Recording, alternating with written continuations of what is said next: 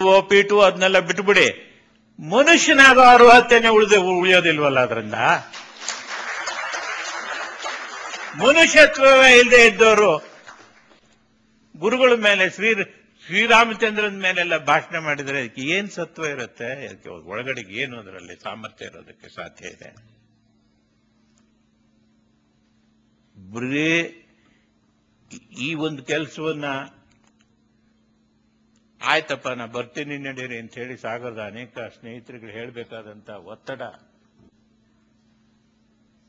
ಉಂಟಾಯ್ತು ನನಗೆ. ಇಂಥ ಒಂದು ವಿಷಯ, ಇಂಥ ಒಂದು ದಾರುಣವಾದಂತ ವಿಷಯ, ಇದು ಯಾವುದೋ ಒಂದು ಕೋರ್ಟ್ನಲ್ಲಿರೋ ಕೇಸಿಂದ ಅಷ್ಟೇ ಅಂತ ದಯವಿಟ್ಟು ತಿಳ್ಕೊಳ್ಬೇಡಿ. ಇಲ್ಲಿರುವ ಎಲ್ಲ ತಾಯಂದಿರು ಸಹೋದರಿಯರಿಗೆ ನಾನು ಮನವಿ ಮಾಡ್ಕೊಳ್ಳಿಕ್ಕೆ ಬಯಸ್ತೇನೆ. ನನ್ನ ಹತ್ರ ಅದೇ ತರ ಇವರ ಸುತ್ತಮುತ್ತಲಿನ ತುಂಬಾ ಆಪ್ತರು ಅವರ ದೌರ್ಜನ್ಯಕ್ಕೆ ಒಳಗಾಗಿರ್ತಕ್ಕಂಥ ಡಜನ್ ಗಟ್ಟಲೆ ಕೇಸುಗಳು ನನ್ನ ಹತ್ರ ವರದಿಯಲ್ಲಿದೆ. ಪಾಪ ಏನ್ ಮಾಡ್ತಾರೆ, ಮಗಳಿಗೆ ಹಿಂಗಾಗಿದೆ, ವಯಸ್ಸಿಗೆ ಬಂದ ಹುಡುಗಿ ಅಷ್ಟೇ, ಮತ್ ಅವಳಿಗೆ ಮದುವೆ ಮಾಡಬೇಕು, ಅವಳ ಭವಿಷ್ಯತ್ತನ್ನು ಯೋಚನೆ ಮಾಡಬೇಕು. ಯಾರು ಬಂದು ಕಂಪ್ಲೇಂಟ್ ಕೊಡಿ ಅಂದ್ರೆ ಯಾರು ಕೊಡ್ತಾರೆ ಹೇಳಿ ದಯವಿಟ್ಟು? ನಾವೇ ಆದ್ರೂ ಕೊಡ್ತೀವ? ಆ ಥರ ದೌರ್ಜನ್ಯಕ್ಕೆ ಒಳಗಾದಂತ ಹೆಣ್ಮಕ್ಳ ಹತ್ರ ಮಾತಾಡಿದ್ದೇನೆ ನಾನು.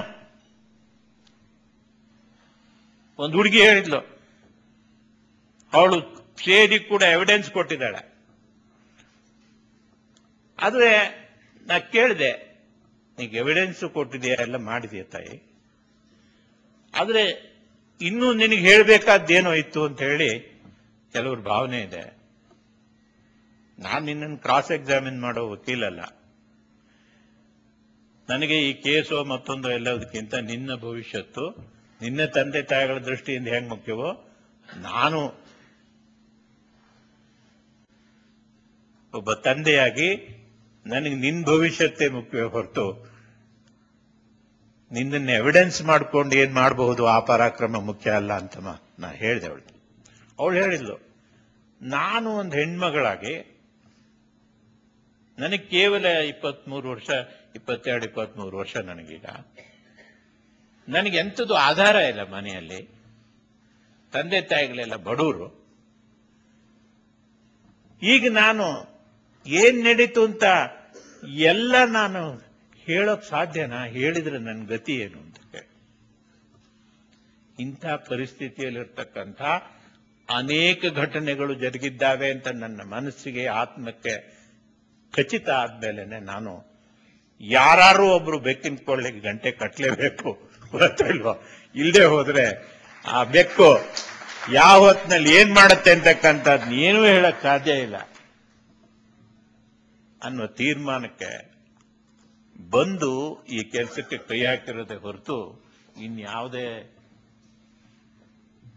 ಆಗ ನನಗೆ ಗೊತ್ತಾಯ್ತು, ಬೆಂಗಳೂರಿನಲ್ಲೂ ಜನ ಇದ್ದಾರೆ, ಸಾಗರದಲ್ಲಿ ಜನ ಇದ್ದಾರೆ, ಕುಮಟಾದಲ್ಲಿ ಜನ ಇದ್ದಾರೆ, ಪುತ್ತೂರಿನಲ್ಲಿ ಜನ ಇದ್ದಾರೆ, ಎಲ್ಲ ಯೋಚನೆ ಮಾಡ್ತಾ ಇದ್ದಾರೆ ಏನ್ ಮಾಡ್ಬೇಕು. ನಾನು ಹೇಳ್ತೇನೆ, ಚಿಂತನ ಮಂಥನದ ಕಾಲ ಮುಗಿದಿದೆ ಸ್ವಾಮಿ, ಇನ್ಮೇಲೆ ಸೆಮಿನಾರ್ ಮಾಡಬೇಡಿ ದಯವಿಟ್ಟು. ಚಿಂತನ ಮಂಥನ ಮಾಡ್ತಾ ಕೂತ್ಕೊಳ್ಳೋ ಕಾಲ ಅಲ್ಲ, ಬಹಳ ಅಪಾಯವನ್ನು ಎದುರಿಸ್ತಾ ಇದ್ದೇವೆ. ಇದ್ರ ಎದುರು ನಾವು ಎಲ್ಲ ರೀತಿಯ ತ್ಯಾಗಕ್ಕೂ ಸಿದ್ಧರಾಗಿ ಎದ್ದು ನಿಲ್ಲಬೇಕಾಗಿರ್ತಕ್ಕಂಥ ಒಂದು ಕಾಲಘಟ್ಟವನ್ನು ನಾವು ತಲುಪಿದ್ದೇವೆ ಅನ್ನುವ ಮಾತನ್ನ ಈ ಸಂದರ್ಭದಲ್ಲಿ ಹೇಳ್ತೇನೆ. ಈ ಬೆಂಗಳೂರಿನಲ್ಲೂ ಬೇಕಾದಷ್ಟು ಜನ ಇದ್ದಾರೆ, ಆದ್ರೆ ಅದಕ್ಕೆ ಸರಿಯಾದ ನಾವು ವ್ಯವಸ್ಥಿತವಾದಂತ ಪ್ರಚಾರ ಕೊಡ್ಲಿಕ್ಕೆ ಸಾಧ್ಯವಾಗಲಿಲ್ಲ. ಅದಕ್ಕಿಂತ ಹೆಚ್ಚು ಅವರ ವ್ಯವಸ್ಥಿತವಾದ ಅಪಪ್ರಚಾರವನ್ನು ಎದುರಿಸೋದಕ್ಕೆ ಬೇಕಾದಂತ ತಂತ್ರಗಾರಿಕೆಯನ್ನು ನಮಗೆ ಮಾಡಕ್ ಸಾಧ್ಯವಾಗಲಿಲ್ಲ. ನಿನ್ನೆ ಬೆನ್ನೆಯಿಂದ ಒಂದೇ ಬೆದರಿಕೆಯನ್ನು ಸರ್ಕ್ಯುಲೇಟ್ ಮಾಡ್ತಾ ಇದ್ದಾರೆ, ಅಲ್ಲಿ ಬಂದ್ರೆ ದೊಡ್ಡ ಗಲಾಟೆ ಆಗತ್ತೆ, ನಾವು 50 ಜನ ನುಗ್ಗಿ ಅಲ್ಲಿ ಇದ್ದವರಿಗೆಲ್ಲ ಹೊಡಿತೀವಿ ಅಂತೇಳಿ. ಅಷ್ಟೇ ಅಲ್ಲ, ಈ ಭವನವನ್ನ ನಾವು ದುಡ್ಡು ಕೊಟ್ಟು ರಿಸರ್ವ್ ಮಾಡಿಕೊಂಡಿರುವ ಈ ಭವನವನ್ನ ಕ್ಯಾನ್ಸಲ್ ಮಾಡಬೇಕು ಅಂತ ಬಹಳ ಪ್ರಯತ್ನ ಪಟ್ಟರು ನಿನ್ನೆವರೆಗೂ ಕೂಡ. ಇವ್ರ ಮೇಲೆ ಒತ್ತಡ ತಂದು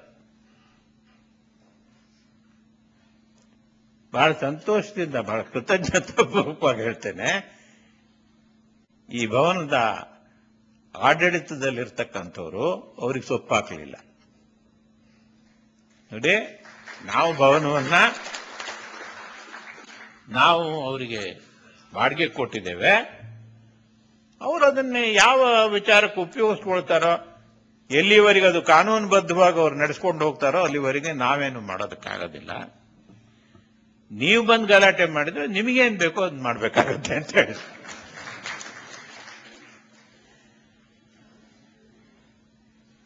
ಇದರ ಜಾಯಿಂಟ್ ಸೆಕ್ರೆಟರಿ ಸೀತಾರಾಮಚಂದ್ರ ಅಂತಿದ್ರೆ, ಅವರೇ ನಿನ್ನೆ ಸಂಜೆ ನನಗೆ ಫೋನ್ ಮಾಡಿದ್ರು. ಅವ್ರು ಹೇಳಿದ್ರು, ನೀವು ಧೈರ್ಯವಾಗಿ ನಡೆಸಿ, ಇದ್ರ ಬಗ್ಗೆ ಏನು ನೀವು ಯೋಚನೆ ಮಾಡಬೇಡಿ, ನಾವು ಅದಕ್ಕೇನು ಬಂದೋಬಸ್ತ್ ಬೇಕೋ ನಾವೇ ಇಡ್ತೇವೆ ಬಿಡಿ ಅಂತ ಹೇಳಿ. ಇದಕ್ಕಿಂತ ಇನ್ನು ಬಹಳ ಒಂದು ಸಂತೋಷಕರವಾದಂತ ಮಾತನ್ನು ನಿಮಗೆ ಹೇಳಕ್ ಬಯಸ್ತೇನೆ. ಇದರ ಸೆಕ್ರೆಟರಿ ಮಿಸ್ಟರ್ ರಾಘವನ್ ಸುಪ್ರಸಿದ್ಧ ನ್ಯಾಯವಾದಿಗಳು, ಸ್ವಾಮಿಗಳ ಪರವಾಗಿ ಅವರು ಕೇಸ್ ನಡೆಸ್ತಾ ಇದ್ದಾರೆ. Hats off to him. ನಾನು ಈ ಸಭೆಯ ಮೂಲಕವಾಗಿ ಅವರಿಗೆ ನಾನು ನನ್ನ ಕೃತಜ್ಞತೆಗಳನ್ನು ಸಲ್ಲಿಸಲಿಕ್ಕೆ ಬಯಸ್ತೇನೆ ಮತ್ತು ಅವರ ಒಂದು ಕ್ಯಾರೆಕ್ಟರಿಗೋಸ್ಕರವಾಗಿ ಅವ್ರನ್ನ ನಾನು ಬಹಳ ಶ್ಲಾಘಿಸ್ತೇನೆ. ಅವ್ರು ಹೇಳಿದ್ರು, ನಾನು ವಕೀಲಿ ವೃತ್ತಿ ಮಾಡೋನು, ನಾನು ಸ್ವಾಮಿಗಳಿಗೆ ಪರ ವಕೀಲ್ ಇರಬಹುದು, ಆದ್ರೆ ಈ ಸಭೆ ನಿಲ್ಸಕ್ ನನಗೆ ಯಾವ ಅಧಿಕಾರ ಇಲ್ಲ ಅಂತಕ್ಕಂಥದ್ದನ್ನ ಹೇಳಿದ್ರು. ಈ ಸಭೆ ನಡ್ಕೊಂಡು ಹೋಗೋದಕ್ಕೆ ಯಾವ ಬಾಧಕೂ ಇಲ್ಲದೆ ನಡ್ಕೊಂಡು ಹೋಗುತ್ತೆ ಅಂತಕ್ಕಂಥ ಮಾತು ಹೇಳಿದ್ರು. ಈಗ ಸ್ವಾಮಿಗಳು ಈ ಪುರೋಹಿತ್ ಭಟ್ರನ್ನೆಲ್ಲ ಹೊರಗಾಕಿದ್ರಂಕಲ್ಲ, ಹಾಗಾದ್ರೆ ರಾಘವನನ್ನು ಹೊರಗಾಕಕ್ ದಮ್ಮಿದ್ಯಾ? ನಾಳೆ ಜಡ್ಜಸ್ ರೆಕ್ಕೂಸ್ ಆದಷ್ಟೇ ಅಲ್ಲ, ರಾಘವನ್ ಕೂಡ ಇನ್ನು ನಾವು ಆಗೋದಿಲ್ಲಪ್ಪ, ಯಾಕಂತಂದ್ರೆ ಬ್ರೀಫ್ ಹಿಂತೆಕೊಂಡಿದ್ದಾರೆ ಅಂತ ಹೇಳೋ ಸಂದರ್ಭ ಬಂದ್ರೂ ಬರ್ಬೋದು, ನಮ್ಗೆ ಗೊತ್ತಿಲ್ಲ. ಅದು ಬಹುಶಃ ಅಷ್ಟು ಧೈರ್ಯ ಇವ್ರು ಮಾಡ್ಲಿಕ್ಕಿಲ್ಲ. ಯಾಕಂತಂದ್ರೆ ಇವ್ರು ನೋಡ್ತಾರೆ ಯಾರಿಂದ ಉಪಯೋಗ ಇದೆ, ಯಾರಿಂದ ಎಷ್ಟು ಉಪಯೋಗ ಇದೆ ಅಂತೇಳಿ. ಎಸ್, ರಂಗನಾಥ್ ಶರ್ಮರಂತವರು ಈ ತರದವ್ರು 100 ಸ್ವಾಮಿಗಳು ಸೇರಿಸಿದ್ರು ಒಂದು ರಂಗನಾಥ್ ಶರ್ಮ ಆಗೋದಿಲ್ಲ.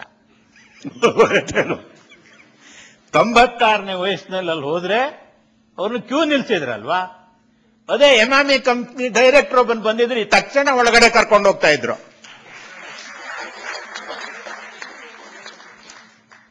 ಇದನ್ನೇ ನೋಡಿ ನಾ ಹೇಳ್ದೆ, ನನ್ನ ಹಿಂದಿನ ಭಾಷಣದಲ್ಲಿ ಹೇಳಿದ್ದೇನೆ, ಅಲ್ಲಿ ಯಾರಿಗೆ ಇದೆಯಪ್ಪ ಅಂದ್ರೆ 100% ಅವ್ರು ಏನೇ ಮಾಡ್ಲಿ ಬಾರಾಕೂನ್ ಮಾಫಿ ಅಂತ ಜೈ ಅಂತ ಹೇಳೋರಿಗೆ, ಇಲ್ಲದೆ ಹೋದ್ರೆ ಬಹಳ ಸುಪ್ರಸಿದ್ಧ ವಾಣಿಜ್ಯೋದ್ಯಮಿಗಳಾಗಿರ್ಬೇಕು, ಹುಚ್ಚಾಪಟ್ಟೆ ದುಡ್ಡಿರಬೇಕು, ಅವರ ಕಳ್ಳ ಹಣಗಳನ್ನೆಲ್ಲ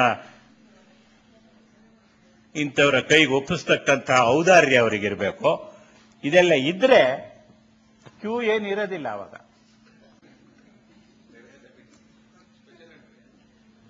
ನನಗೆ ಇದು ಗೊತ್ತಿರಲಿಲ್ಲ. ಆಯ್ತು, ರಂಗನಾಥ್ ಶರ್ಮ ಅಂತವ್ರನ್ನ 96 ವರ್ಷದ ಅವರನ್ನ ಕ್ಯೂನಲ್ಲಿ ನಿಂತವ್ರು ಬಂದು, ಅದು ಎಷ್ಟು ಬೆಳಗ್ಗೆ 11 ಗಂಟೆಗೆ ಹೋದವರು 4 ಗಂಟೆ ಮೇಲೆ ಕ್ಯೂ ಶುರುವಾಗಿರೋದು. ಇದು ಇವತ್ತು ಏನಾಗಿದೆ ಅಂತಂದ್ರೆ, ಈಗ ಅಲ್ಲಿ ಭಾಷಣ ಮಾಡಿದ್ದಾರೆ ಏನಂತಂದ್ರೆ, ಈ ಮೊದಲು ಒಂದ್ ದಿವಸ ಹೇಳಿದ್ರು ಈ ನಮ್ಮ ಪೀಠವನ್ನು ಜೈಲಿನಲ್ಲಿ ಇಡೋದಕ್ಕೆ ಯಾರಿಂದಲೂ ಸಾಧ್ಯ ಇಲ್ಲ. ಈಗ ಹೇಳ್ತಾ ಇದ್ದಾರೆ ನಮ್ಮ ಈ ರಾಮಚಂದ್ರಾಪುರದ ಮಠವನ್ನ ಅಳಿಸ್ಲಿಕ್ಕೆ ಯಾರ ಹತ್ರ ಸಾಧ್ಯ ಇಲ್ಲ. ಯಾರು ಹೇಳಿದವರು ರಾಮಚಂದ್ರಾಪುರದ ಮಠ ಅಳಿಬೇಕು ಅಂತ ಹೇಳಿದವರು ಯಾರು? ಪೀಠ ತಗೊಂಡು ಜೈಲಲ್ಲಿ ಇಡಬೇಕು ಅಂತ ಹೇಳಿದವರು ಯಾರು? ಇವ್ರು ಜೈಲಿಗೆ ಹೋದ ಸಂದರ್ಭದಲ್ಲಿ ಬೇಕಾದ್ರೆ ಇವ್ರು ಯಾವ್ದಾರು ಒಂದು ಬೇರೆ ಪೀಠ ತಗೊಂಡೋಗ್ತೇಬೇಕಷ್ಟೇ ಹೊರತು ಯಾರು ಹೇಳಿದ್ದಾರೆ ಹಾಗೆ? ನಿಮಗಿಂತ ಹೆಚ್ಚು ನಿಷ್ಠೆಯಿಂದ ನಾವು ಈ ಪೀಠವನ್ನ ಸೇವೆ ಮಾಡಿದ್ದೇವೆ ಮತ್ತು ಅದನ್ನು ಕಾದ್ಕೊಳ್ಳೋದಕ್ಕೋಸ್ಕರ ಕೊನೆ ತನಕ ನಾವು ಹೋರಾಟ ಮಾಡ್ತೇವೆ. ಈ ಪೀಠ ಅಳಿಸೋದಕ್ಕಾಗಲ್ಲ ಈ ಕಾರ್ಯಕ್ರಮ. ಈ ಪೀಠವನ್ನ ಅನರ್ಹತೆಯನ್ನ ಸಂಪಾದನೆ ಮಾಡಿರ್ತಕ್ಕಂತಹ ಪೀಠಾಧಿಪತಿಯಿಂದ ರಕ್ಷಣೆ ಮಾಡೋದಕ್ಕೋಸ್ಕರವಾಗಿ ಈ ಕಾರ್ಯಕ್ರಮಗಳನ್ನ ನಾವು ಮಾಡ್ತಾ ಇರ್ತಕ್ಕಂಥ. ಮಠ ಬೇರೆ, ಮತ್ತು ಮಠದ ಪರಂಪರೆ ಬೇರೆ, ಮಠದ ಪೀಠ ಬೇರೆ, ಪೀಠಾಧಿಪತಿಯಾಗಿ ಸಂದರ್ಭಾನುಸಾರ ಕೂತಿರ್ತಕ್ಕಂಥ ವ್ಯಕ್ತಿ ಬೇರೆ. ನನಗೆ ಗೊತ್ತಿಲ್ಲ ಇವರು ಯಾವ ರೀತಿ. ಈ ಶಿಷ್ಯ ಸ್ವೀಕಾರ ಸಮಿತಿಯಲ್ಲಿ ನಾನಿರಲಿಲ್ಲ. ನಾನು ಇಟ್ಕೊಂಡ್ರೆ ಕಷ್ಟ ಅಂತ ಪಾಪ ಅವರೆಲ್ಲ ಬಹಳ ಭಕ್ತರಿದ್ರು ಅದರಲ್ಲಿ. ಹಂಗಾಗಿ ಇವನ್ ಇಟ್ಕೊಂಡ್ರೆ ಕಷ್ಟ ಅಂತಲೋ ಏನೋ ಪಾಪ ಬಿಟ್ಬಿಟ್ರು. ನಮ್ಮ ಸ್ನೇಹಿತರೆ ಎಲ್ಲರೂ ಇದ್ರು. ಆದ್ರೆ ಆ ಸಮಿತಿಯಲ್ಲಿ ನಾನಿರಲಿಲ್ಲ. ಯಾಕಂದ್ರೆ ನನ್ನ ಅಭಿಪ್ರಾಯವನ್ನು ನಾನು ಬಹಳ ಖಚಿತವಾಗಿ ಹಿರಿಯ ಸ್ವಾಮಿಗಳಿಗೆ ಹೇಳಿದ್ದೆ, ಎಂಥವ್ರನ್ನ ನೀವು ಮುಂದೆ ತರಬೇಕು ಈ ಪೀಠಕ್ಕೆ. ಅವರು ಅದ್ರ ಬಗ್ಗೆ ಲಕ್ಷ್ಯ ಕೊಡ್ಲಿಲ್ಲ. ಅದು ಹೆಂಗೋ ಕೊನೆಗೆ ಎರಡು ಜಾತಕ ಉಳಿತಂತೆ. ಇಡೀ ಇಂಡಿಯಾ ದೇಶದಲ್ಲಿ 125 ಕೋಟಿ ಜನ ಇದ್ದಾರೆ. ಅದೇ ಹೆಂಗ್ 2 ಜಾತಕ ಉಳಿದೋಗ್ಬಿಡ್ತು. ಇದ್ದಿದ್ದೇ 2 ಜಾತಕ ಇಟ್ಕೊಂಡಿದ್ದೇವರು.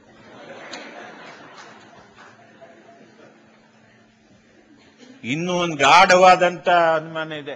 ಪಾಪ ಅವ್ರು ಹೇಳಕ್ ಹೆದರ್ತಾ ಇದ್ದಾರೆ. ಈ ಜಾತಕವೇ ಸುಳ್ಳು ಅಂತ ಕೂಡ ಒಂದು ಅನುಮಾನ. ಇದು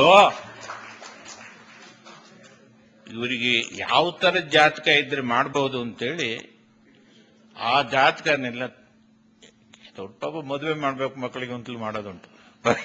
ಗೊತ್ತಾಗ್ತಾ ಇಲ್ಲ. ಅದೆಷ್ಟೋ ಚೆನ್ನಾಗೂ ಸಂಸಾರ ನಡ್ಕೊಂಡು ಹೋದ್ದು ಉಂಟು. ತುಂಬಾ ಜಾತಕ ಸರಿಯಾಗಿ ನೋಡಿದ್ದೆ ಕೆಟ್ಟೋಗಿ ಹಿಂಗ್ ತಯಾರು ಮಾಡಿದ ಜಾತಕಗಳು ಚೆನ್ನಾಗಿ ಕೆಲಸ ಮಾಡಿದ್ದುಂಟು. ಬಟ್ ಈ ಜಾತಕ ಯಾಕೋ ಸ್ವಲ್ಪ ಎಡವಟ್ಟಾಗಿದೆ ಅಷ್ಟೇ.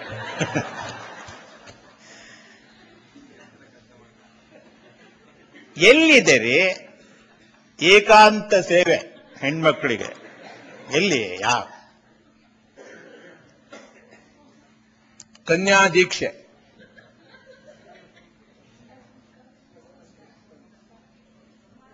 ಹತ್ತು ವರ್ಷದ ಹುಡುಗಿಗೆ ಏನ್ ಕನ್ಯಾ ದೀಕ್ಷೆ?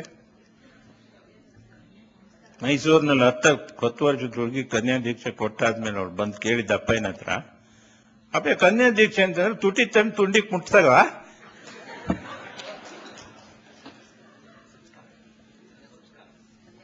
ಅದೇ ಕನ್ಯಾ ಸಂಸ್ಕಾರ ಏನಾದ್ರು ಹೆಸರು ಇಟ್ಕೊಳ್ಳಿ ಸಂಸ್ಕೃತದಾಗ, ನಂಗೆ ಅದು ಬೇಡ. ತಾತ್ಪರ್ಯ ಹೇಳ್ತಾ ಇದ್ದೇನೆ. ಈ ಶಬ್ದಗಳು ಏನು ಇವ್ರು ಸೃಷ್ಟಿ ಮಾಡಿದ್ದಲ್ಲ, ಅಸರಾಮ್ ಬಾಪು ಸೃಷ್ಟಿ ಮಾಡಿ ಶಬ್ದಗಳಿವು. ಅವನು ಹಿಂದಿಯಲ್ಲಿ ಮಾಡಿದ್ದಾನೆ, ಇವರನ್ನ ಸಂಸ್ಕೃತದಲ್ಲಿ ತರ್ಜುಮೆ ಮಾಡಿದ್ದಾರೆ. ಅವನು ಇದೇ ಸ್ಟೈಲೇ ಇಟ್ಟಿರೋದು.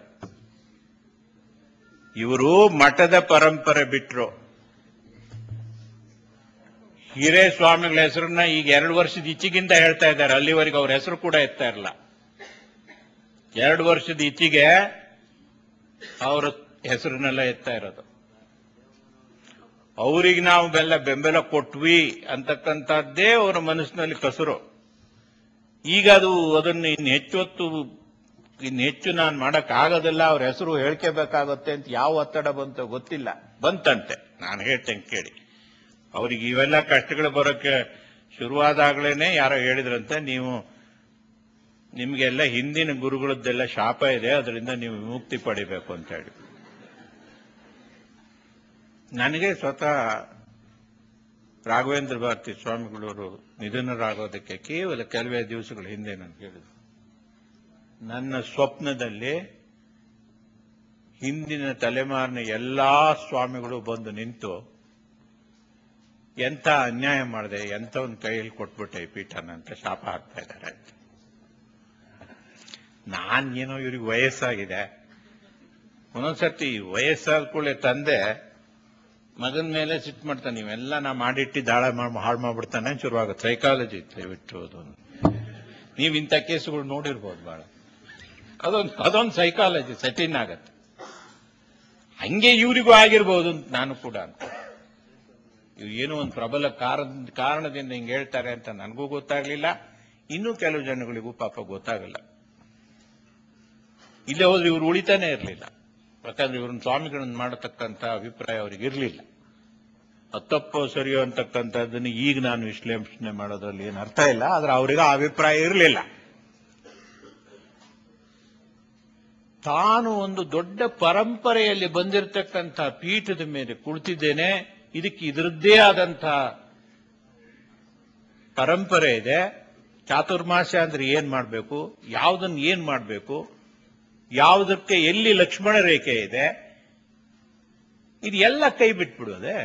ನಾನು ಬಹಳ ಸಂತೋಷ ಪಟ್ಟವನಲ್ಲೊಬ್ಬನು ಯಾರು, ಇವರು ಮೊದಲನೇದಾಗಿ ನಮ್ಮ ಸಮಾಜದಲ್ಲಿ ಎಲ್ಲ ಮಹಿಳೆಯರಿಗೆ ಒಂದು ರೀತಿಯ ಬೇರೆಯ ಗೌರವ ಮತ್ತು ಸ್ಥಾನವನ್ನು ಇವರು ಕೊಟ್ಟರು ಅಂತ ಅನ್ನೋದು ನೋಡಿ ಬಹಳ ಸಂತೋಷ ಪಟ್ಟವರಲ್ಲ ನಾನು.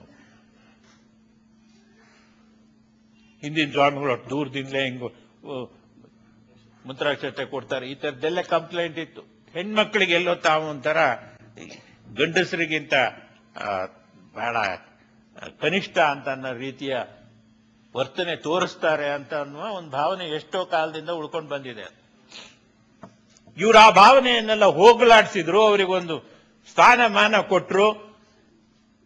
ನೀವು ಹೇಳ್ದಂಗೆ ಲಲಿತಾ ಸಹಸ್ರನಾಮ ಹೇಳ್ಕೊಡ್ತಾರೆ, ಕುಂಕುಮ ಮಾಡೋದು ಹೇಗೆ ಅಂತ ಹೇಳ್ಕೊಡ್ತಾರೆ, ಅರಿಶಿನ ಶುದ್ಧವಾದ ಮಾಡೋದು ಹೇಗೆ, ಕುಂಕುಮ ಮಾಡೋದು ಹೇಗೆ ಎಲ್ಲ ಹೇಳ್ಕೊಡ್ತಾರೆ. ಅವ್ರಿಗೇನೋ ಒಂದು ಊಟವನ್ನ ಕೊಟ್ಟರು ನಮ್ಮ. ಅದು ಕೊನೆಗೂ ಆಗಿದ್ದೇನು ಅಂತಂದ್ರೆ ಇದು ಈ ಏಕಾಂತ ಸೇವೆ. ಇದಕ್ಕೇನು ಹೇಳಬೇಕು, ಅಳಬೇಕೋ ನಗಬೇಕೋ ಎರಡೂ ಗೊತ್ತಾಗ್ತಾ ಇಲ್ಲ.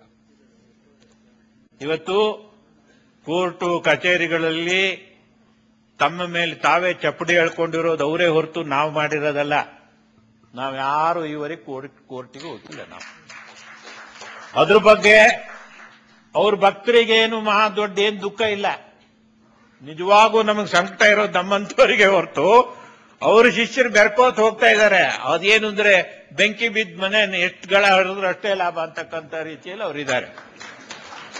ಯಾಕೆ ಹೇಳ್ತೇನೆ ಅಂತಂದ್ರೆ ಅವ್ರ ಅನೇಕ ಭಕ್ತರಿಗೆ ಇದು ಗೊತ್ತಿದೆ, ಆಪ್ತ ಭಕ್ತರಿಗೆ ಗೊತ್ತಿದೆ, ಈ ದಿಗ್ದರ್ಶಕ ಮಂಡಳಿಯಲ್ಲಿರ್ತಕ್ಕಂಥ ಭಕ್ತ ಶ್ರೇಷ್ಠರುಗಳಿಗೆಲ್ಲ ಗೊತ್ತಿದೆ ಇದೆಲ್ಲ ನಿಜ ನಡೀತಾ ಇರ್ತಕ್ಕಂಥದ್ದು ಅಂತ. ನನ್ನ ಹತ್ರನೇ ಒಪ್ಕೊಂಡಿದ್ದಾರೆ. ಅವರು ಒಪ್ಕೊಂಡಿರೋದಕ್ಕೆ ಸಾಕ್ಷಿಗಳು ಇದೆ, ಆದ್ರೆ ಅವ್ರ ವಿರುದ್ಧ ಅದನ್ನು ಉಪಯೋಗಿಸಕ್ಕೆ ನಾನು ಇಷ್ಟಪಡೋದಿಲ್ಲ ಅಷ್ಟೇ. ಇದೆಲ್ಲ ನಡೀತಾ ಇರ್ತಕ್ಕಂಥದ್ದು ಹೌದ್ರಾ? ನಾವ್ ಎಂತ ಮಾಡೋದು, ನಾವು ಸಿಕ್ಕಂ ಬಿದ್ದಾಗೋಯ್ದು, ನಿಂಗಳಂತವರೆಲ್ಲ ಸೇರಿ ಏನಾದ್ರು ಮಾಡಕು ಅಂತ ಹೇಳಿದಾರೆ. ಅವ್ರನ್ನ ಅವ್ರದ್ದು ಅಪ್ಪಣೆ ತಗೊಂಡಿದ್ದೇನೆ. ಈಗ ಈ ಗುರುಗಳದ್ದಂತೂ ಅಪ್ಪಣೆ ತಗೊಳಕ್ಕಾಗೋದಿಲ್ಲ, ಆದ್ರೆ ಅವರ ಭಕ್ತ ಶ್ರೇಷ್ಠರ ಅಪ್ಪಣೆಯನ್ನು ನಾನು ತಗೊಂಡಿದ್ದೆ. ಆದ್ರಿಂದ ನನ್ನ ಆತ್ಮದಲ್ಲಿ ಏನು ಕ್ಲೇಶ ಇಲ್ಲ. ಈಗ ಒಂದೇ ಸಮಯ ಒತ್ತಡ ಹಾಕ್ತಾರೆ ನಮ್ಮ ಹಿರಿಯ ಪಾಪ ಅವರು ಶಾಸ್ತ್ರಿಗಳು. ಆ ಶಾಸ್ತ್ರಿಗಳು ಅವ್ರಿಗೆ ಹೀಗೆ 90 ವರ್ಷದ ಮೇಲೆ ಆತೇನು ಆತಲ್ದ ಅವರಿಗೂ. ಹಿಂದಿನ ಸ್ವಾಮಿಗಳ ಕಾಲದಲ್ಲಿ ಇದ್ದಾರಪ್ಪ.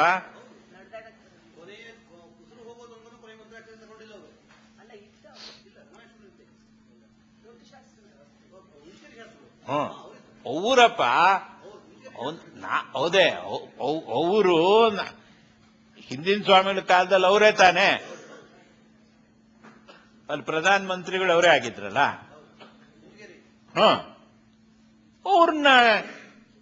ಅವ್ರನ್ನ ಎತ್ಕಟ್ಟು ನಿಲ್ಸ್ಬಿಟ್ಟಿದ್ದಾರೆ. ಒಂದ್ ದಿವಸ ಫೋನ್ ಮಾಡಿಸ್ಬಿಟ್ಟಿದ್ದಾರೆ ನನ್ನ ಹೆಂಡತಿಗೆ. ಅವ್ರಿಗೆ ಮಾತಾಡ ಕರಿಯೋದಿಲ್ಲ. ಹಿಂದ್ಗಡೆಯಿಂದ ಒಬ್ನು ಮಾತು ಹೇಳ್ಕೊಡ್ತಾ ಇದ್ದಾನೆ, ಈ ನಾಟಕದಲ್ಲೆಲ್ಲ ಪ್ರಾಂಪ್ಟ್ ಮಾಡ್ದಂಗ ಹೋಯ್ತಲ್ಲ, ಇಂತಿಂತ ಮಾತು ಮುಂದಿನ ಮಾತು. ಪಾಪ ಅವರಿಗೆ ವಯಸ್ಸಾಗ್ಬಿಟ್ಟಿದೆ. ಅವರಿಗೆ ಇವ್ರಿಗೆ ಹೇಳ್ತಾ ಇದ್ದಾಳೆ ಒಂದೇ ಸಮನೆ, ನೋಡಿ ನೀ ಯಾಕೆ ಬಿಟ್ಟೆ ಅವನ್ನ ಹಂಗಲ್ಲ ಹೋಗಕ್ಕೆ, ಇದೆಲ್ಲ ನಿಂಗಕ್ಕೆ ಮಕ್ಕಳು ಮರಿಗೆ ಒಂದಕ್ಕೂ ಶ್ರೇಯಸ್ಸಲ್ಲ, ಇದು ತಕ್ಷಣ ಅವಂಗೆ ವಾಪಸ್ ಬರಕ್ಕೆ ಹೇಳು ಅಂತ ಇವಳು ಹೇಳಿದ್ಲು. ಹೇಳಕ್ಕಾಗೋದಿಲ್ಲ, ಯಾಕಂದ್ರೆ ನಾನೇ ಅವರಿಗೆ ಇದನ್ನ ಕೈಗೆತ್ತಿ ಹೇಳಿ ಅಂತ ಹೇಳಿರೋದು ನಿಜವಾದ್ದು. ಇವಳ ಹತ್ರ ಡಜನ್ ಗಟ್ಲೆ ಟೈಮ್ ಬಯಸ್ಕೊಂಡ್ಮೇಲೆ ನಾನು ಇದಕ್ಕೆ ಕೈ ಹಾಕಬೇಕು. ನಿಮ್ಮನ್ಗೇನ್ರಿ, ನಿಮ್ಗೇನ ಮಾನ ಮರ್ಯಾದೆ ಇದೆಯಾ? ಇಷ್ಟೆಲ್ಲ ಕಡ್ದ್ರಿ ಅಂತೀರಿ ಜೀವನದಲ್ಲಿ. ಇಂಥ ಘೋರ ಅನ್ಯಾಯ ನಡೀತಾ ಇದ್ರೆ ನಿಮ್ಗೆ ಯಾರಿಗೂ ಯಾಕೆ ಹೆಂಗಸರ ಮೇಲೆ ಆಗ್ತಾ ಇದೆ ಅನ್ನೋ ಕಾರಣಕ್ಕಾಗಿ ಯಾಕೆ ನಾ ಹೇಳಿದೆ, ಇದಕ್ಕೆ ಕೈ ಹಾಕಿದ್ರೆ ಇದು ಸಾಧಾರಣ ಯುದ್ಧ ಅಲ್ಲಮ್ಮ, ನಿನಗೆ ಅರ್ಥ ಆಗೋದಿಲ್ಲ, ನೀವು ಸುಮ್ಮನಿರಿ ಅಂತ ಎಷ್ಟೇ ದಮ್ಮೆ ಗುಡ್ಡೆ ಆಡಿದ್ರು ಕೂಡ ಬೇಕಾದ್ದಾಗ್ಲಿ ಅಂತ ಹೇಳಿದ್ಮೇಲೆ, ಯಾಕಂತಂದ್ರೆ ಇದ್ ವಿಷಯ ಇದ್ದಂಗೆ ಹೇಳ್ಬೇಕಾಗಿತ್ತು. ನಾ ಹೇಳಿದೆ ನನ್ನ ಪರಾಕ್ರಮ ಸಾಕಾಗೋದಲ್ಲ ಇದಕ್ಕಲ್ಲ, ನನಗೆ ಗೊತ್ತಿದೆ ಏನೇನ್ ಷಡ್ಯಂತ್ರ ಇದೆ ಅಂತ ಅವ್ರದ್ದು. ಎಲ್ಲ ಚೈನೀಸ್ ಯಂತ್ರೋಪಕರಣಗಳೆಲ್ಲ ಇದೆ ರೀ. ಇಲ್ಲೇ ಹತ್ರದಲ್ಲೇ ಒಂದು ಫ್ಲೋರಿಡಿ ತಗೊಂಡಿದ್ದಾರೆ, ಅವ್ರ ಸೆಕ್ರೆಟೇರಿಯೇಟ್ ಇದೆ. ನಮ್ಮ ಮೊಬೈಲ್ ಫೋನುಗಳನ್ನ ಟ್ಯಾಪ್ ಮಾಡ್ತಾರೆ, ನಮ್ಮ ಕಂಪ್ಯೂಟರ್ನ ಹ್ಯಾಕ್ ಮಾಡ್ತಾರೆ. ಅದಕ್ಕೆ ಬೇಕಾಗ್ತಕ್ಕಂಥ ಎಲ್ಲ ಕಂಪ್ಯೂಟರ್ ವಿಜಾರ್ಡ್ಸ್ ಅಂತ ಹೇಳ್ತಾರಲ್ಲ, ಅಂಥವ್ರನ್ನ ಇಟ್ಕೊಂಡಿದ್ದಾರೆ ಅವ್ರ ಸೇವೆಯಲ್ಲಿ. ಯಾರು ಏನ್ ಫೋನು ಯಾರ್ಯಾರು ನಾವೆಲ್ಲ ಯಾರ್ಯಾರು ಈಗ ಒಂಥರ ಈ ಪ್ರತಿಪಕ್ಷದವರು ಅಂತ ಯಾರ್ಯಾರು ಇದ್ದೇವೆ, ಎಲ್ಲರ ಫೋನು ಟ್ಯಾಪಿಂಗ್ ಆಗತ್ತೆ. 2 ಫೋನು ಬದಲಾಯಿಸ್ಕೊಂಡಿದ್ದೇನೆ, ಎಷ್ಟು ಬೇಕಾದ್ರೂ ಟ್ಯಾಪ್ ಮಾಡ್ಕೊಳ್ಳಿ ನೀವು. ಈ ತರದ ಕೃತ್ಯ ಒಂದು ಸ್ವಾಮಿಗಳಾಗಿ ಮಾಡೋಣ. ಸ್ವಾಮಿಗಳಾಗಿ ಪೊಲೀಸ್ ಸ್ಟೇಷನ್ ಅನ್ನ, ಕೋರ್ಟ್ ಅನ್ನ ಎಲ್ಲ ನಂಬ್ಕೊಳ್ಬೇಕಾದ್ದು ಇಂಥ ವಿಷಯಗಳಿಗೆ. ಇದಕ್ಕಿಂತ ದುರದೃಷ್ಟಕರವಾದ ವಿಷಯ ಯಾವುದಿದೆ ಹೇಳಿ? ಕೋರ್ಟ್ನಲ್ಲಿ ತೀರ್ಮಾನ ಏನಾಗ್ತದೆ ಬಿಡ್ತದೆ ಎರಡನೇ ಪ್ರಶ್ನೆ. ಒಬ್ಬ ಸ್ವಾಮಿಗಳು ಕೋರ್ಟಿಗೆ ಹೋಗದೆ ನಿಜವಾಗಂತಂದ್ರೆ ಅವರ ಪೀಠಕ್ಕೆ ಸಲ್ಲದೆ ಇರುವಂತಹ ವಿಚಾರ. ಇಷ್ಟು ದೊಡ್ಡ ಹಗರಣ ಮಾಡಿ ಪ್ರತಿ ದಿವಸ ಆ ಬಿರುದು ಬಾವಲಿ ಎಲ್ಲ ಯಾರು ನೆನ್ಪಿಟ್ಕೊಳ್ಳಿಲ್ರಿ. ಈಗ ಬಿರುದು ಬಾವಲಿ ನೆನಪಾಗದವ್ರು ಏನಂದ್ರು, ಅದೇ ಅತ್ಯಾಚಾರ. ನೀವು ಹವ್ಯಕರು ಅಂತ ಅಂದ ಕೂಡ್ಲೇನೆ ಅದೇ ರಾಮಚಂದ್ರಾಪುರ ಮಠ ಅತ್ಯಾಚಾರ. ಅದ್ ಕಡೆಗೆ ಸಾಮಾನ್ಯ ಮನುಷ್ಯರು ಕೇಳೋದು ಷಡ್ಯಂತ್ರ ಅವ್ರಿಗೆ ಗೊತ್ತಿಲ್ಲ ಪಾಪ, ಇದೇನೇನು ಯಂತ್ರ ನಡೆದಿದೆ ಅಂತ. ಅಂತೂ ಇದೇನೋ ಒಂದು ತಂತ್ರ ಇದೆ ಅಂತ ಅಷ್ಟು ಮಾತ್ರ ಅವ್ರಿಗೆ ಗೊತ್ತಾಗತ್ತೆ ಅಷ್ಟೇ. ಈ ತರ ಸ್ಥಿತಿ ಪತ್ರಿಕೆಗಳಲ್ಲಿ, ಮಾಧ್ಯಮದಲ್ಲಿ ಇವತ್ತು ಸ್ವಾಮಿ ನಿತ್ಯಾನಂದನ ಜೊತೆಯಲ್ಲಿ, ಆ ರಾಮ್ಪಾಲ್ ಜೊತೆಯಲ್ಲಿ, ಮತ್ತೆ ಅಸರಾಮ್ ಬಾಪು ಜೊತೆಯಲ್ಲಿ ಬ್ರಾಕೆಟ್ ಮಾಡಿ ರಾಘವೇಶ್ವರ ಭಾರತಿ ತೋರಿಸ್ತಾರೆ. ಈಗ ಮುದ್ರೆ ಬಿದ್ದೋಯ್ತು ಈಗಾಗಲೇನೆ. ಇದು ಖಂಡಿತವಾಗೂ ಇವರು ಜೀವಮಾನಾವಧಿಯಲ್ಲಿ ಇದರಿಂದ ಹೊರಗಡೆ ಬರೋದಕ್ಕೆ ಸಾಧ್ಯ ಇಲ್ಲ, ಈ ಅಪಕೀರ್ತಿಯಿಂದ. ಈ ಅಪಕೀರ್ತಿಯನ್ನು ಹೊತ್ಕೊಂಡು ಈ ಮಟ್ಟದ ಶಿಷ್ಯರಾಗಿ ನಾವು, ಇವರ್ಯಾರೋ ಕೆಲವು ಜನ ಎಲ್ಲ ಹಳೆ ಮಾಡಿ ತೊಳೆದು ದಿವಸ ಉಟ್ಕೊಳ್ಳೋದು, ಅಲ್ಲೋಗಿ ಜೈ ಹೇಳೋದು ಗೊತ್ತಾಯ್ತಾ ಇಲ್ವಾ? ಆ ಕೆಲಸ ಮಾಡ್ಬೇಕಾ? ನಮ್ಗೇನ್ ಭಕ್ತರು ಎಲ್ಲಿ ಯಾವ ಬಂದಿದ್ದಾರೆ ಮಠಕ್ಕೆ? ಯಾಕೆ ನನ್ಗೆ ಮನೇಲಿ ಊಟ ಮಾಡ್ಕೊಳ್ಳಕ್ ಇದೇನೆ ನಾನು ಗೊತ್ತಿಲ್ಲ. ಮಠಕ್ಕೆ ಹೋಗ್ಬೇಕು ಅಂದ್ರೆ ಇವ್ರು ದಿವಸ ಹೋಗಿ ಮಠದಲ್ಲಿ ಕೂತ್ಕೊಳ್ತಾರೆ ಅಂದ್ರೆ ಬೇರೆ ಕೆಲಸ ಇಲ್ಲದೆ ಇದ್ರೆ ನಮಗಿಲ್ವಾ? ನಾನು ಹಿಂದಿನ ಸ್ವಾಮಿಗಳಿಗೂ ಹೇಳಿದ್ದೇನೆ, ಈ ಸ್ವಾಮಿಗಳಿಗೂ ಹೇಳಿದ್ದೇನೆ, ನಾವು ಆಸ್ಥಾನ ವಿದ್ವಾಂಸ ಆಗಕ್ ಸಾಧ್ಯವಿಲ್ಲ, ನನಗೆ ಆ ವಿದ್ವತ್ತು ಇಲ್ಲ. ನನ್ನಿಂದಲೇ ಏನಾದ್ರೂ ಆಗ್ಬೇಕಾದ ಕೆಲಸ ಇದ್ರೆ ಹೇಳಿ, ಅರ್ಧ ರಾತ್ರಿಯಲ್ಲಿ ನೀವು ಕರೆದ್ರೂ ಕೂಡ ನಾನು ಬರ್ತೇನೆ. ಎಲ್ಲ ವಿಷಯಗಳಲ್ಲಿ ಇವರಿಗೆ ನಾವು ಸಹಕಾರ ಮಾಡಿದ್ದೇನೆ. ಇವರು ದೊಡ್ಡ ದೊಡ್ಡ ಕೆಲಸ ಮಾಡಿದ್ದೇನೆ ಅಂತ ಹೇಳ್ತಾರಲ್ಲ, ಯಾವುದು ಇವತ್ತು ಉಳಿದಿದೆ? ಗೋ ಸಂವರ್ಧನೆ ಅಂತ ಹೇಳಿದ್ರಲ್ಲ, ಇವರು ಅದರಲ್ಲಿ ಬರೇ ಉತ್ಸವ ಮೂರ್ತಿ ಅಷ್ಟೇ. ಈ ಉತ್ಸವ ನಡೆಸಿದವರೇ ಬೇರೆ, ಇದರ ಸಂಘಟನೆಯೇ ಬೇರೆ. ಅಖಿಲ ಭಾರತ ಇವ್ರನ್ನ ಅಖಿಲ ಭಾರತವಾಗಿ ಪ್ರೊಜೆಕ್ಟ್ ಮಾಡಿದವರೇ ಬೇರೆ. ಆ ಪ್ರೊಜೆಕ್ಷನ್ ಇಂದ ಏನ್ ಲಾಭ ಮಾಡ್ಕೋಬೇಕು ಅದು ಅನೇಕ ಜನ ಬೇರೆಯವರು ಮಾಡ್ಕೊಂಡಿದ್ದಾರೆ, ಇವರಿಗೂ ಸಾಕಷ್ಟಾಗಿದೆ, ಅದು ಬೇರೆ ವಿಚಾರ. ಆದ್ರೆ ಎಷ್ಟು ಗೋವುಗಳು ಉಳಿದಿದ್ದಾವೆ? ರಾಮಚಂದ್ರಾಪುರ ಮಠಕ್ಕೆ ಹೋಗಿ ನೋಡಿ, ನನಗೆ ಗೊತ್ತಿಲ್ಲ, ನನಗೆ ಅವರ ಪರಮ ಭಕ್ತರು ಹೇಳಿರ್ತಕ್ಕಂಥ ಮಾತನ್ನು ಹೇಳ್ತೇನೆ. ಅವ್ರ ಗೋಶಾಲೆ ಪೂರ್ತಿ ಖಾಲಿಯಾಗಿದೆ. ಇನ್ನೂ ದಾರುಣವಾದ ಕಥೆ ಹೇಳ್ತಾರೆ. ಕೆಲವು ಗೋವುಗಳು ಪಾಪ ಹುಲ್ಲು ನೀರು ಇಲ್ದೇನೂ ಕೂಡ ಪ್ರಾಯೋಪವೇಶ ಮಾಡಿ ಪ್ರಾಣತ್ಯಾಗವನ್ನು ಮಾಡಿದ್ದಾರೆ. ಸ್ವರ್ಗಕ್ಕೆ ಹೋಗ್ತಾವೆ ತಾನೆ ಅವು. ಮಲೆನಾಡು ಗಿಡ್ಡನೂ ಇಲ್ಲ, ಉದ್ದನೂ ಇಲ್ಲ, ಎಲ್ಲ ಅವ್ನು ನೆಗೆದು ಬಿದ್ದೋಯ್ತು. ಯಾವ ಮಲೆನಾಡು ಗಿಡ್ಡ ಏನಾಗಿದೆ? ಎಷ್ಟು ಜನ ನಮ್ಮ ಇವ್ರ ಜನಗಳು ಮಲೆನಾಡು ಗಿಡ್ಡನ ಈಗ ತಳಿ ಸುಧಾರಣೆ ಮಾಡಿ ಎಷ್ಟು ಜನ ಸಾಕಿದ್ದಾರೆ? ಅದ್ರ ಸುದ್ದಿಯೇ ಇಲ್ಲ ಇಲ್ಲಿ. ಅಲ್ಲೊಂದು ನಲಂದ ಯೂನಿವರ್ಸಿಟಿ ತರ ಮಾಡ್ತೀನಿ ಅಂತ ಹೇಳಿದ್ರು. ನಾನು ನನ್ನ ಸ್ವಂತ ಸಫಾರಿ ಕಾರ್ನಲ್ಲಿ ನಾನೇ ಡ್ರೈವ್ ಮಾಡಿಕೊಂಡು ಅವರೇ ಪಕ್ಕದಲ್ಲಿ ಕೂತ್ಕೊಂಡು ಎಲ್ಲ ಜಾಗ ತೋರಿಸಿದ್ರು, ಇಲ್ಲೆಲ್ಲ ಮಾಡಬೇಕು. ಆಮೇಲೆ ಹೇಳಿದ್ರು ಆ ಚಕ್ರ ಮತ್ತು ವರಾಯಿ ಪ್ರಾಜೆಕ್ಟ್ನಲ್ಲಿ ಇರ್ತಕ್ಕಂಥದ್ದು ಒಂದಿಟ್ಟು ಭೂಮಿ ಕೊಡಿಸ್ಬೇಕು ಅಂತೇಳಿ. ಭೂಮಿ ಕೊಡಿಸೋದಕ್ಕೆ ಬರವಣಿಗೆ ಮಾಡಿ ಆ ಅಧಿಕಾರಿಗಳು ನಮ್ಗೆ ಬೇಕಾದವರು ಇದ್ದವರಿಗೆಲ್ಲ ಹೇಳಿ ಮಾಡಿ ಎಲ್ಲ ಮಾಡಿದೆ ನಾನು. ಕೊನೆಗೇನಾಯ್ತು ಅಂತಂದ್ರೆ ಅದನ್ನ ಇವರೇ ಏಕ ವ್ಯಕ್ತಿ ಟ್ರಸ್ಟ್ ಮಾಡ್ಕೊಂಡಿರೋದ್ರಿಂದ ಸರ್ಕಾರದ ನಿಯಮಗಳ ಪ್ರಕಾರ ಈ ತರ ಟ್ರಸ್ಟಿಗೆ ಕೊಡ್ಲಿಕ್ಕೆ ಬರೋದಿಲ್ಲ ಅಂತ ತೀರ್ಮಾನ ಆಯ್ತು. ಇದನ್ನೇನಾದ್ರು ಬದಲಾವಣೆ ಮಾಡಿ ಒಂದೇ ಒಬ್ಬರೇ ಇರೋ ಟ್ರಸ್ಟಿ ಬದಲು ಅಂತಂದ್ರೆ ಇಲ್ಲ ನಂಗೆ ಜಮೀನ್ ಹೆಂಗ್ ತಗೋಬೇಕು ಅಂತ ಗೊತ್ತಿದೆ ಸುಮ್ನಿರಿ ಅಂತ ಹೇಳಿದ್ರು. ನಮ್ಗಲ್ಲ ತಗೊಳ್ಳಿಲ್ಲ, ಅದು ಬೇರೆ ವಿಷಯ, ಅದಷ್ಟು ಹಂಗೆ ಉಳಿದಿದೆ ಸರ್ಕಾರದ ಪಾಲಿಗೋ ಎಲ್ಲಿಗೋ. ಆದ್ರೆ ಯಾವ ಯೂನಿವರ್ಸಿಟಿ ಬರಲಿಲ್ಲ, ಅಲ್ಲೊಂದು ಅದಕ್ಕೊಂದು ಶಾಲೆ ಅಂತ ತಯಾರು ಮಾಡಿದ್ರು. ಈಗ ಇವರು ತಂಗಿ ಮಗ ಅವರು ಒಬ್ಬ contestant for Swamiji ship, Jagadish Sharma, ಅವರು ಅಲ್ಲಿ ಆ ಶಾಲೆಯ ಸಂದರ್ಭದಲ್ಲಿ ಇದೇ ತರದ ಒಂದು ಅನೈಕತೆ ಒಂದು ಅಪರಾಧ ಹೊತ್ಕೊಂಡ್ರು. ಸ್ವಲ್ಪ ದಿವಸ ಅವ್ರನ್ನ ದೂರ ಇಟ್ಟಿದ್ರು. ಮೊನ್ನೆ ಎ.ಜಿ. ಭಟ್ರು ಪ್ರಶ್ನೆ ಕೇಳಿದ್ರು ಇದರಲ್ಲಿ, ಅವರು ಇದ್ದಂತ ಪ್ಯಾನೆಲ್ ಡಿಸ್ಕಷನ್.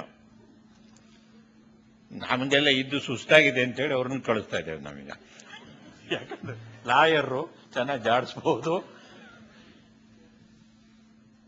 ಇವ್ರು ಕೇಳಿದ್ರು, ಒಂದೇ ಮಾತು ಕೇಳಿದ್ರು, ಸ್ವಾಮಿ ಜಗದೀಶ್ ಶರ್ಮಾ ಅವರೇ, ನೀವು ಈ ತರ ಆರೋಪ ಹೊತ್ತಾಗ ಮಠದಿಂದ ನಿಮ್ಮನ್ನು ದೂರ ಇಡಲಾಗಿತ್ತು. ಯಾವ ತಾತ್ವಿಕ ಆಧಾರದ ಮೇಲೆ? ಈ ರೀತಿ ಆರೋಪ ಹೊತ್ತವರು ಮಠದಲ್ಲಿ ಇರಬಾರ್ದು. ಈಗ ಆ ತತ್ವ ಸ್ವಾಮಿಗಳಿಗೆ ಅನ್ವಯ ಆಗೋದಿಲ್ವಾ ಅಂತ ಕೇಳಿದ್ರು. ಅವ್ರ ಮೇಲೆ ಇಂಥ ಗಂಭೀರವಾದ ಆಪಾದನೆ ಬಂದಾಗ ಅವ್ರು ಹೇಳ್ದಂಗೆ ಕರೆಕ್ಟ್, ನೀವು ಹೇಳ್ದಂಗೆ ಬೇಡಪ್ಪ, ಮಠ ಬಿಟ್ಟಿಕ್ಕೆ ಹೋಗೋದು ಬೇಡ, ಆ ಪೀಠದ ಮೇಲೆ ಪಾದಕೆ ಇಟ್ಟು ಇದು ನಾನು ಇದರಿಂದ ಮುಕ್ತನಾಗವರೆಗೆ ಈ ಪೀಠ ಏರೋದಿಲ್ಲ ಅಂತ ಹೇಳಿದ್ರೆ ಅದಾರು ಒಂದು ಯೋಗ್ಯತೆ ತೋರಿಸ್ತಾ ಇತ್ತು. ನಿಜವಾಗಿ ಹೇಳಿದ್ದಾರೆ.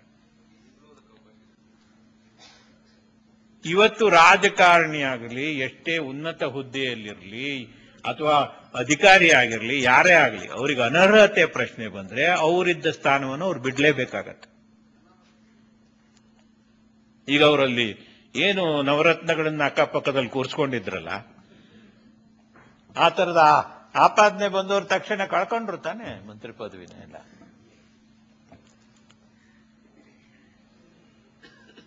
ಸ್ವಾಮಿಗಳಿಗೆ ಮಾತ್ರ ಇದು ಏನು ಯಾವುದು ಇಂಡಿಯನ್ ಕಾನ್ಸ್ಟಿಟ್ಯೂಷನ್ ಇಲ್ವಾ ಅವ್ರು ಹೇಳ್ದಂಗ? ಅವ್ರು ಬೇಕಾದ್ರೆ ಏನ್ ಆಪಾದನೆ ಬಂದ್ರು ಕೂಡ ಎಲ್ಲರನ್ನು ಬೇರೆಯವ್ರಿಗೆ ಶಿಕ್ಷೆ ಕೊಡ್ತಾ ಅವ್ರು ಮಾತ್ರ ಆರಾಮಾಗಿದ್ದು ಬಿಡ್ಬೋದಾ? ಈ ತರದ ಒಂದು ಸ್ಥಿತಿಯನ್ನು ನಾವು ಇವತ್ತು ನೋಡ್ತಾ ಇದ್ದೇವೆ. ಇವತ್ತು ಇವರು ಏನೇನು ಹೇಳಿದ್ರು, ಅಂತಾರಾಷ್ಟ್ರೀಯ ಖ್ಯಾತಿ ಯಾವ್ದಕ್ಕಪ್ಪ ದಯವಿಟ್ಟು ನಾನು ಕೇಳ್ತೀನಿ, ಯಾವ್ದಕ್ಕೆ? ನಲಂದ ಯೂನಿವರ್ಸಿಟಿ ಆಗಿದೆಯಾ? ಅಲ್ಲೋಗಿ ನೋಡಿ. ಯೂನಿವರ್ಸಿಟಿ ಬಿಟ್ಟು ಯೂನು ಇಲ್ಲ, ಎನ್ನು ಇಲ್ಲ, ಯಾವ್ದು ಒಂದು ಅದು ಯೂನಿವರ್ಸಿಟಿ ಸ್ಪೆಲ್ಲಿಂಗ್ ನಲ್ಲಿ ಒಂದು ಅಕ್ಷರ ಕೂಡ ಅಲ್ಲಿಲ್ಲ. ನಲಂದ ಅಂತ ನೀವು ಹೋಗಿ ನೋಡ್ರಿ, ಬಹಳ ಆನಂದವಾಗಿ ನೀವು ನೋಡ್ಕೊಂಡು ಬರ್ಬೋದು ಬಯಲನ್ನ, ಅಷ್ಟೇ, ಮತ್ತೆಂಥದ್ದು ಸಿಕ್ಕೋದಿಲ್ಲ ಅಲ್ಲಿ. ಗೋ ಸಂವರ್ಧನೆ ಏನಾಯ್ತು? ಇಷ್ಟೇ ಆಗಿರ್ತಕ್ಕಂಥದ್ದು. ಎಲ್ಲೆಲ್ಲಿ ಏನೇನ್ ಮಾಡಿದ್ರು ಎಲ್ಲ ಅಷ್ಟೇ. ಸಾಗರದಲ್ಲಿ ಯಾವುದೋ ಮಠ ಕಟ್ತೀನಿ, ಬೇರೆ ಜಾಗ. ಪಾಪ ಎಲ್ಟಿ ಹೆಗ್ಡೆಯವರು ತಮ್ಮ ಸ್ವಂತ ದುಡ್ಡಿನಿಂದ ಖರೀದಿ ಮಾಡಿ, ನನ್ಗೆ ಗೊತ್ತಿದೆ ಆ ಕಾಲದಲ್ಲಿ, ಅದನ್ನ ಮಠದ ಹೆಸರಿನಲ್ಲಿ ಮಾಡಿಟ್ಟಿದ್ರೆ 3.5 ಎಕರೆ ಜಮೀನ. ಅಲ್ಲಿ ಏನಾದ್ರೂ ಮಾಡಬಹುದಾಗಿತ್ತು, ಬಿಟ್ಟು ಅದನ್ನ ಎಲ್ಲ ಸೈಟ್ ಮಾಡಿ ಮಾರಾಟ ಮಾಡೋದಕ್ಕೆ. ಯಾಕೆ? ಏನು ಬಡತನ ಬಂದಿದೆಯಾ ಮಠಕ್ಕೆ? ಇವತ್ತು ಅವರು ವಕೀಲರ ಮೇಲೆ ಇಲ್ಲಿಂದ ಹಿಡಿದು ಸುಪ್ರೀಂ ಕೋರ್ಟ್ನವ್ರಿಗೆ ಖರ್ಚು ಮಾಡ್ತಾ ಇರತಕ್ಕಂಥ ದುಡ್ಡನ್ನ ನೀವೇನಾದ್ರೂ ಸರಿಯಾಗಿ ಲೆಕ್ಕ ಹಾಕ್ಬಿಟ್ರೆ ನಾವು ತಲೆ ತಿರಿ ಮೂರ್ಛೆ ಹೋಗ್ಬಿಡ್ತೇವೆ. ಅಷ್ಟು ಅಂತ ಪ್ರಮಾಣದಲ್ಲಿ ದುಡ್ಡು ಖರ್ಚು ಮಾಡ್ತಾ ಇದ್ದಾರೆ. ಯಾರದ್ದು? ನೋಡಿ, ಪೀಠಾಧಿಪತಿಗೆ ಸ್ವಂತ ಪ್ರಶ್ನೆ ಇಲ್ಲ. ಪೀಠಾಧಿಪತಿ ಒಬ್ಬ ಟ್ರಸ್ಟಿ, ಏನೇ ಆದಾಯ ಬಂದರೂ ಅದು ಮಠದ್ದು, ಅದಕ್ಕೆಲ್ಲ ಲೆಕ್ಕಗಳಿರಬೇಕು. ಯಾವುದಕ್ಕೂ ಲೆಕ್ಕ ಇಲ್ಲ. ಅವ್ರನ್ನ ಶಿಷ್ಯ ಸ್ವೀಕಾರ ಮಾಡಿದಂತ ಸಮಿತಿ ಅವರಿಗೆ ತಕ್ಷಣ ಉಳಿದಿದ್ದ 28 ಲಕ್ಷ ರೂಪಾಯಿನ ಅರ್ಪಣೆ ಮಾಡ್ತು. ಅದು ಎತ್ಲ ಹೋಯ್ತು ಅಂತಲೂ ಗೊತ್ತಿಲ್ಲ ಈಗ. ಅದಲ್ದೇನೆ ಈಗ ಯಾವ್ಯಾವ್ದು ಫಿಕ್ಸೆಡ್ ಡೆಪಾಸಿಟ್ ಎಲ್ಲ ಮೆಚ್ಯೂರ್ ಆಯ್ತು, ಆ ಮೆಚೂರ್ ಆದ ದುಡ್ಡುಗಳನ್ನೆಲ್ಲ ಏನ್ ಮಾಡಿದ್ರು ಅಂತ ಗೊತ್ತಿಲ್ಲ. ಯಾರ ಲೆಕ್ಕ ಕೇಳಿದ್ರೆ ನೀವು ಮಠಕ್ಕೆ ಬನ್ನಿ ತೋರಿಸ್ತೇವೆ ಲೆಕ್ಕನ ಅಂತಾರೆ. ಮಠಕ್ಕೆ ಬಂದ್ರೆ ಇವ್ರು ಏನ್ ತೋರಿಸ್ತಾರೋ, ಲೆಕ್ಕ ತೋರಿಸ್ತಾರೋ ಅಥವಾ ನಮ್ಗೆ ಇನ್ನೇನ್ ತೋರಿಸ್ತಾರೋ ಅಂತ ಬಯಕಿದ ವಯದಿಂದ ಯಾರು ಹೋಗೋದು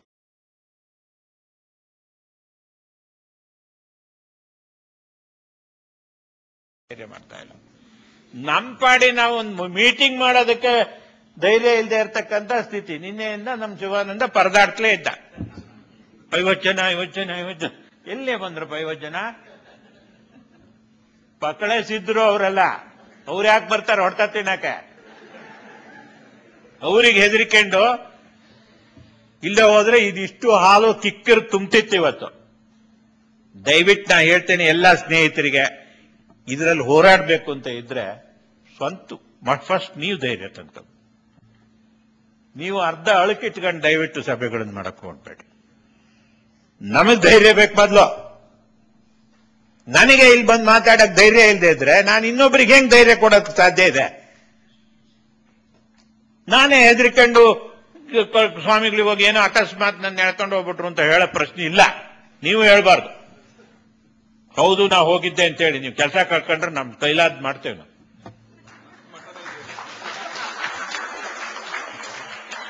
ಯಾರು ಹೇಳ್ಬೇಡಿ, ಧೈರ್ಯವಾಗಿ ಹೇಳಿ ಹೌದು ಇಂಥ ಕೆಲಸ ನಾವು ಮಾಡ್ತೇವೆ, ಮಾಡಬೇಕು. ಹೆಚ್ಚಾಗಿ ನಾನು ನಮ್ಮ ಎಲ್ಲ ತಾಯಂದಿರಲ್ಲಿ ಸಹೋದರಿಯರಲ್ಲಿ ಕೇಳ್ತೇನೆ, ಹೆಣ್ಣು ಮಕ್ಕಳ ಒಂದು ಭವಿತವ್ಯದ ಪ್ರಶ್ನೆ ಇದರಲ್ಲಿ ಅಡಗಿದೆ, ಅವರ ರಕ್ಷಣೆಯ ಪ್ರಶ್ನೆ ಇದರಲ್ಲಿ ಅಡಗಿದೆ. ಇನ್ನೂ ಅನೇಕ ಸಂಸಾರಗಳು ಹಾಳಾಗಿ ಹೋಗ್ಬೋದು. ಎಷ್ಟೋ ಡೈವೋರ್ಸ್ಗಳು, ಎಷ್ಟೋ ಬೇರೆ ತರದ ಮದುವೆಗಳು, ವಿಚಿತ್ರವಾದಂತಹ ಬೆಳವಣಿಗೆಗಳನ್ನು ನಾವು ದಿನ ಬೆಳಗಾಗಿದ್ರೆ ಆ ಕತೆ ಕೇಳಿ ಕೇಳಿ ನನ್ನ ತಲೆ ಕೆಟ್ಟೋಗಿದೆ, ಸತ್ಯ ಹೇಳ್ತೀನಿ.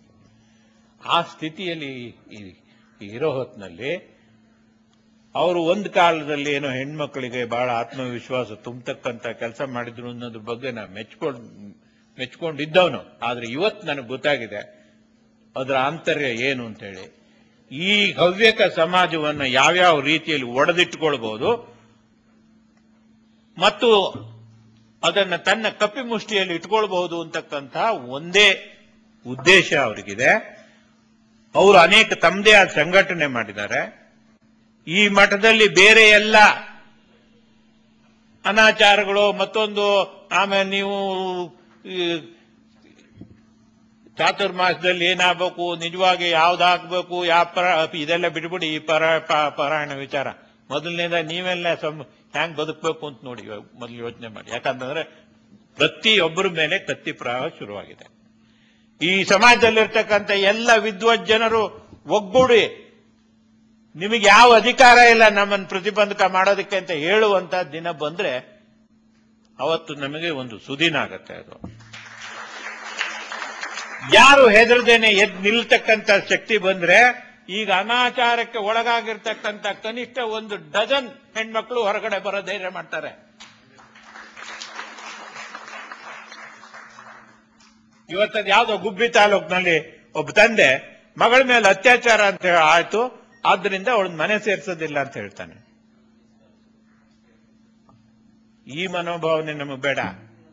ಒಂದೊಮ್ಮೆ ನಮ್ಮ ಮಗಳ ಮೇಲೆ ಏನೋ ಆಗಬಾರ್ದಿದ್ದಾದ್ರೂ ಕೂಡ ಅದು ನನ್ನ ಮಗಳು ಅಂತ ಹೇಳ್ತಕ್ಕಂಥ ಧೈರ್ಯ ನಮಗ್ ಬೇಕು. ಯಾವುದೇ ಕಾಲಕ್ಕೂ ಅವಳು ನಾನು ಕೈ ಬಿಡೋದಿಲ್ಲ ಅಂತ ಹೇಳ್ತಾ ಇದ್ಮೇಲೆ ಅವನು ಯಾವ ಸೀಮೆ ತಂದರೆ? ಇವತ್ತು ಆ ಧೈರ್ಯವನ್ನ ನಮ್ಮ ಸಮಾಜದಲ್ಲಿ ಉಂಟು ಮಾಡತಕ್ಕಂಥ ಕೆಲಸದಲ್ಲಿ ನೀವೆಲ್ಲರೂ ಕೂಡ ಭಾಗಿಯಾಗಬೇಕು. ಇದೆಲ್ಲವಕ್ಕಿಂತ ದೊಡ್ಡದೊಂದು ಅಪಾಯ ನಮಗೆ ಬಂದಿರೋದೇನು ಅಂತಂದ್ರೆ, ಇವರು ರಾಮಚಂದ್ರಾಪುರ ಮಠದ ಸಂಪ್ರದಾಯ ಎಂದೋ ಕೈ ಬಿಟ್ಬಿಟ್ಟಿದ್ದಾರೆ. ಈಗಿರ್ತಕ್ಕಂಥದ್ದೇನು ಅಂತಂದ್ರೆ, ಈ ಬಿಡಿ ದೇವಮಾನವರ ತರದಲ್ಲೇನೆ ಇವರೊಂದು ಮಾಫಿಯಾನ ಸಾಕಿದ್ದಾರೆ. ಭಕ್ತರು ಶಿಷ್ಯರು ಅಲ್ಲ, ಮಡಿ ಉಟ್ಕೊಂಡವರಲ್ಲ ಭಕ್ತರು ಶಿಷ್ಯರು ಅಂತ ತಿಳ್ಕೋಬೇಡಿ. ಈಗ ಒಂದೊಂದ್ಸರ್ತಿ ಪೊಲೀಸ್ನವರು ಮಫ್ತಿಯಲ್ಲಿ ಒಳಗಡೆ ಬರ್ತಾರೆ, ಪೊಲೀಸ್ ಡ್ರೆಸ್ನಲ್ಲಿ ಬಂದು ಸರಿ ಹೋಗೋದಿಲ್ಲ ಅಂತೇಳಿ. ಹಂಗೆ ಇಲ್ಲೇನಾಗಿದೆ ಅಂದ್ರೆ ಇವರು ಎಲ್ಲ ಮಡಿ ಉಟ್ಟು ಮಾಫಿಯಾನ ರೆಡಿ ಮಾಡಿ ಇಟ್ಕೊಂಡಿದ್ದಾರೆ. ಅದಕ್ಕೆ ಮಠಕ್ಕೆ ಬರ್ರಿ ಬೇಕಾದ್ರೆ ಅಕೌಂಟ್ ತೋರಿಸ್ತೀವಿ ಅಂತ ಹೇಳ್ತಾರೆ. ನಮ್ಮ ಪುತ್ತೂರ್ನ ಯಾರಪ್ಪ ಅವರು ನಮ್ಮನೆ ಅವ್ರು ಕೇಳಿದ್ರು, ಅವರಿಗೆ ನೀವು ಅವ್ರು ಹೇಳಿದ್ರು ನಾವ್ ಯಾಕ್ರಿ ಬರ್ಬೇಕು, ನಿಮ್ಮ ಹತ್ರ ಆ ಮ್ಯಾಗಝೈನ್ ಇದೆ, ಇದಿದೆ, ಎಲ್ಲ ಇದೆ, ನೀವು ಪ್ರಿಂಟ್ ಮಾಡಿ ಹಂಚಿ, ಆಡಿಟೆಡ್ ಸ್ಟೇಟ್ಮೆಂಟ್ ಹಂಚಬಹುದಲ್ಲ ನೀವು. ಆಡಿಟರ್ ಏನ್ ಸುಳ್ಳು ಹೇಳಕ್ ಬರೋದಿಲ್ಲಲ್ಲ, ನಾಳೆ ಕರ್ಕೊಳ್ತಾರಲ್ಲ ಕೆಲಸನ. ಹಂಚಿದ್ರೆ ಇವತ್ತಿನವ್ರಿಗೆ ಯಾರು ಹಂಚಲಿಲ್ಲ. ಮಠಕ್ ಬರ್ರೆ ತೋರಿಸ್ತೇವೆ ಎಲ್ಲ ಅಂತಂದ್ರೆ ಮಠದಲ್ಲಿ ಏನ್ ತೋರಿಸ್ತಾರೆ ಕಡೆ ಕೇಳಿದ್ರೆ ನಾವು ಮೊದಲೇ ಹೇಳಿದ್ವು ಮಠಕ್ಕೆ ಬಂದ್ರು ತೋರಿಸ್ತೇವೆ ಅಂತ ಹೇಳಿ, ಒಂದ್ ಕೈ ತೋರಿಸಿದ್ದೇವೆ ಅಂತ ಹೇಳ್ತಾರೆ.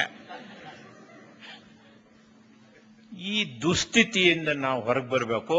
ಈ ಮಾಫಿಯಾ ಕಲ್ಚರ್ ಎಲ್ಲ ದೇವಮಾನವರು ಅದನ್ನೇ ಇಟ್ಕೊಂಡಿದ್ದಾರೆ.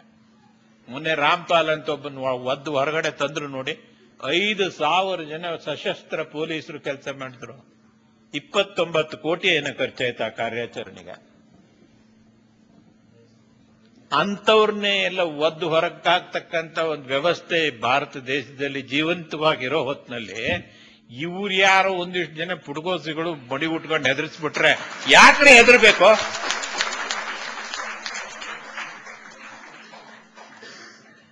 ಒಂದ್ ಕೈ ನೋಡ್ಕೊಳ್ತೇವೆ, ಒಂದ್ ಕೈ ಏನ್ ನೋಡ್ಕೊಳ್ತಾರೆ? 3-4 ಪ್ರಶ್ನೆ ಹಾಕಿದ್ದಾರೆ ನನಗೆ. ನಾನು ನಾಡಿದ್ದು ಪ್ರೆಸ್ ಕಾನ್ಫರೆನ್ಸ್ ಕರೆದಿದ್ದೇನೆ, ಅದಕ್ಕೂ ಬರ್ಬೋದು, ಬೆದರಿಕೆ ಹಾಕಿ ಹೊಡೆಯಕ್ಕೆ ಬರ್ತೇವೆ ಅಂತೇಳಿ. ಬರ್ಲಿ,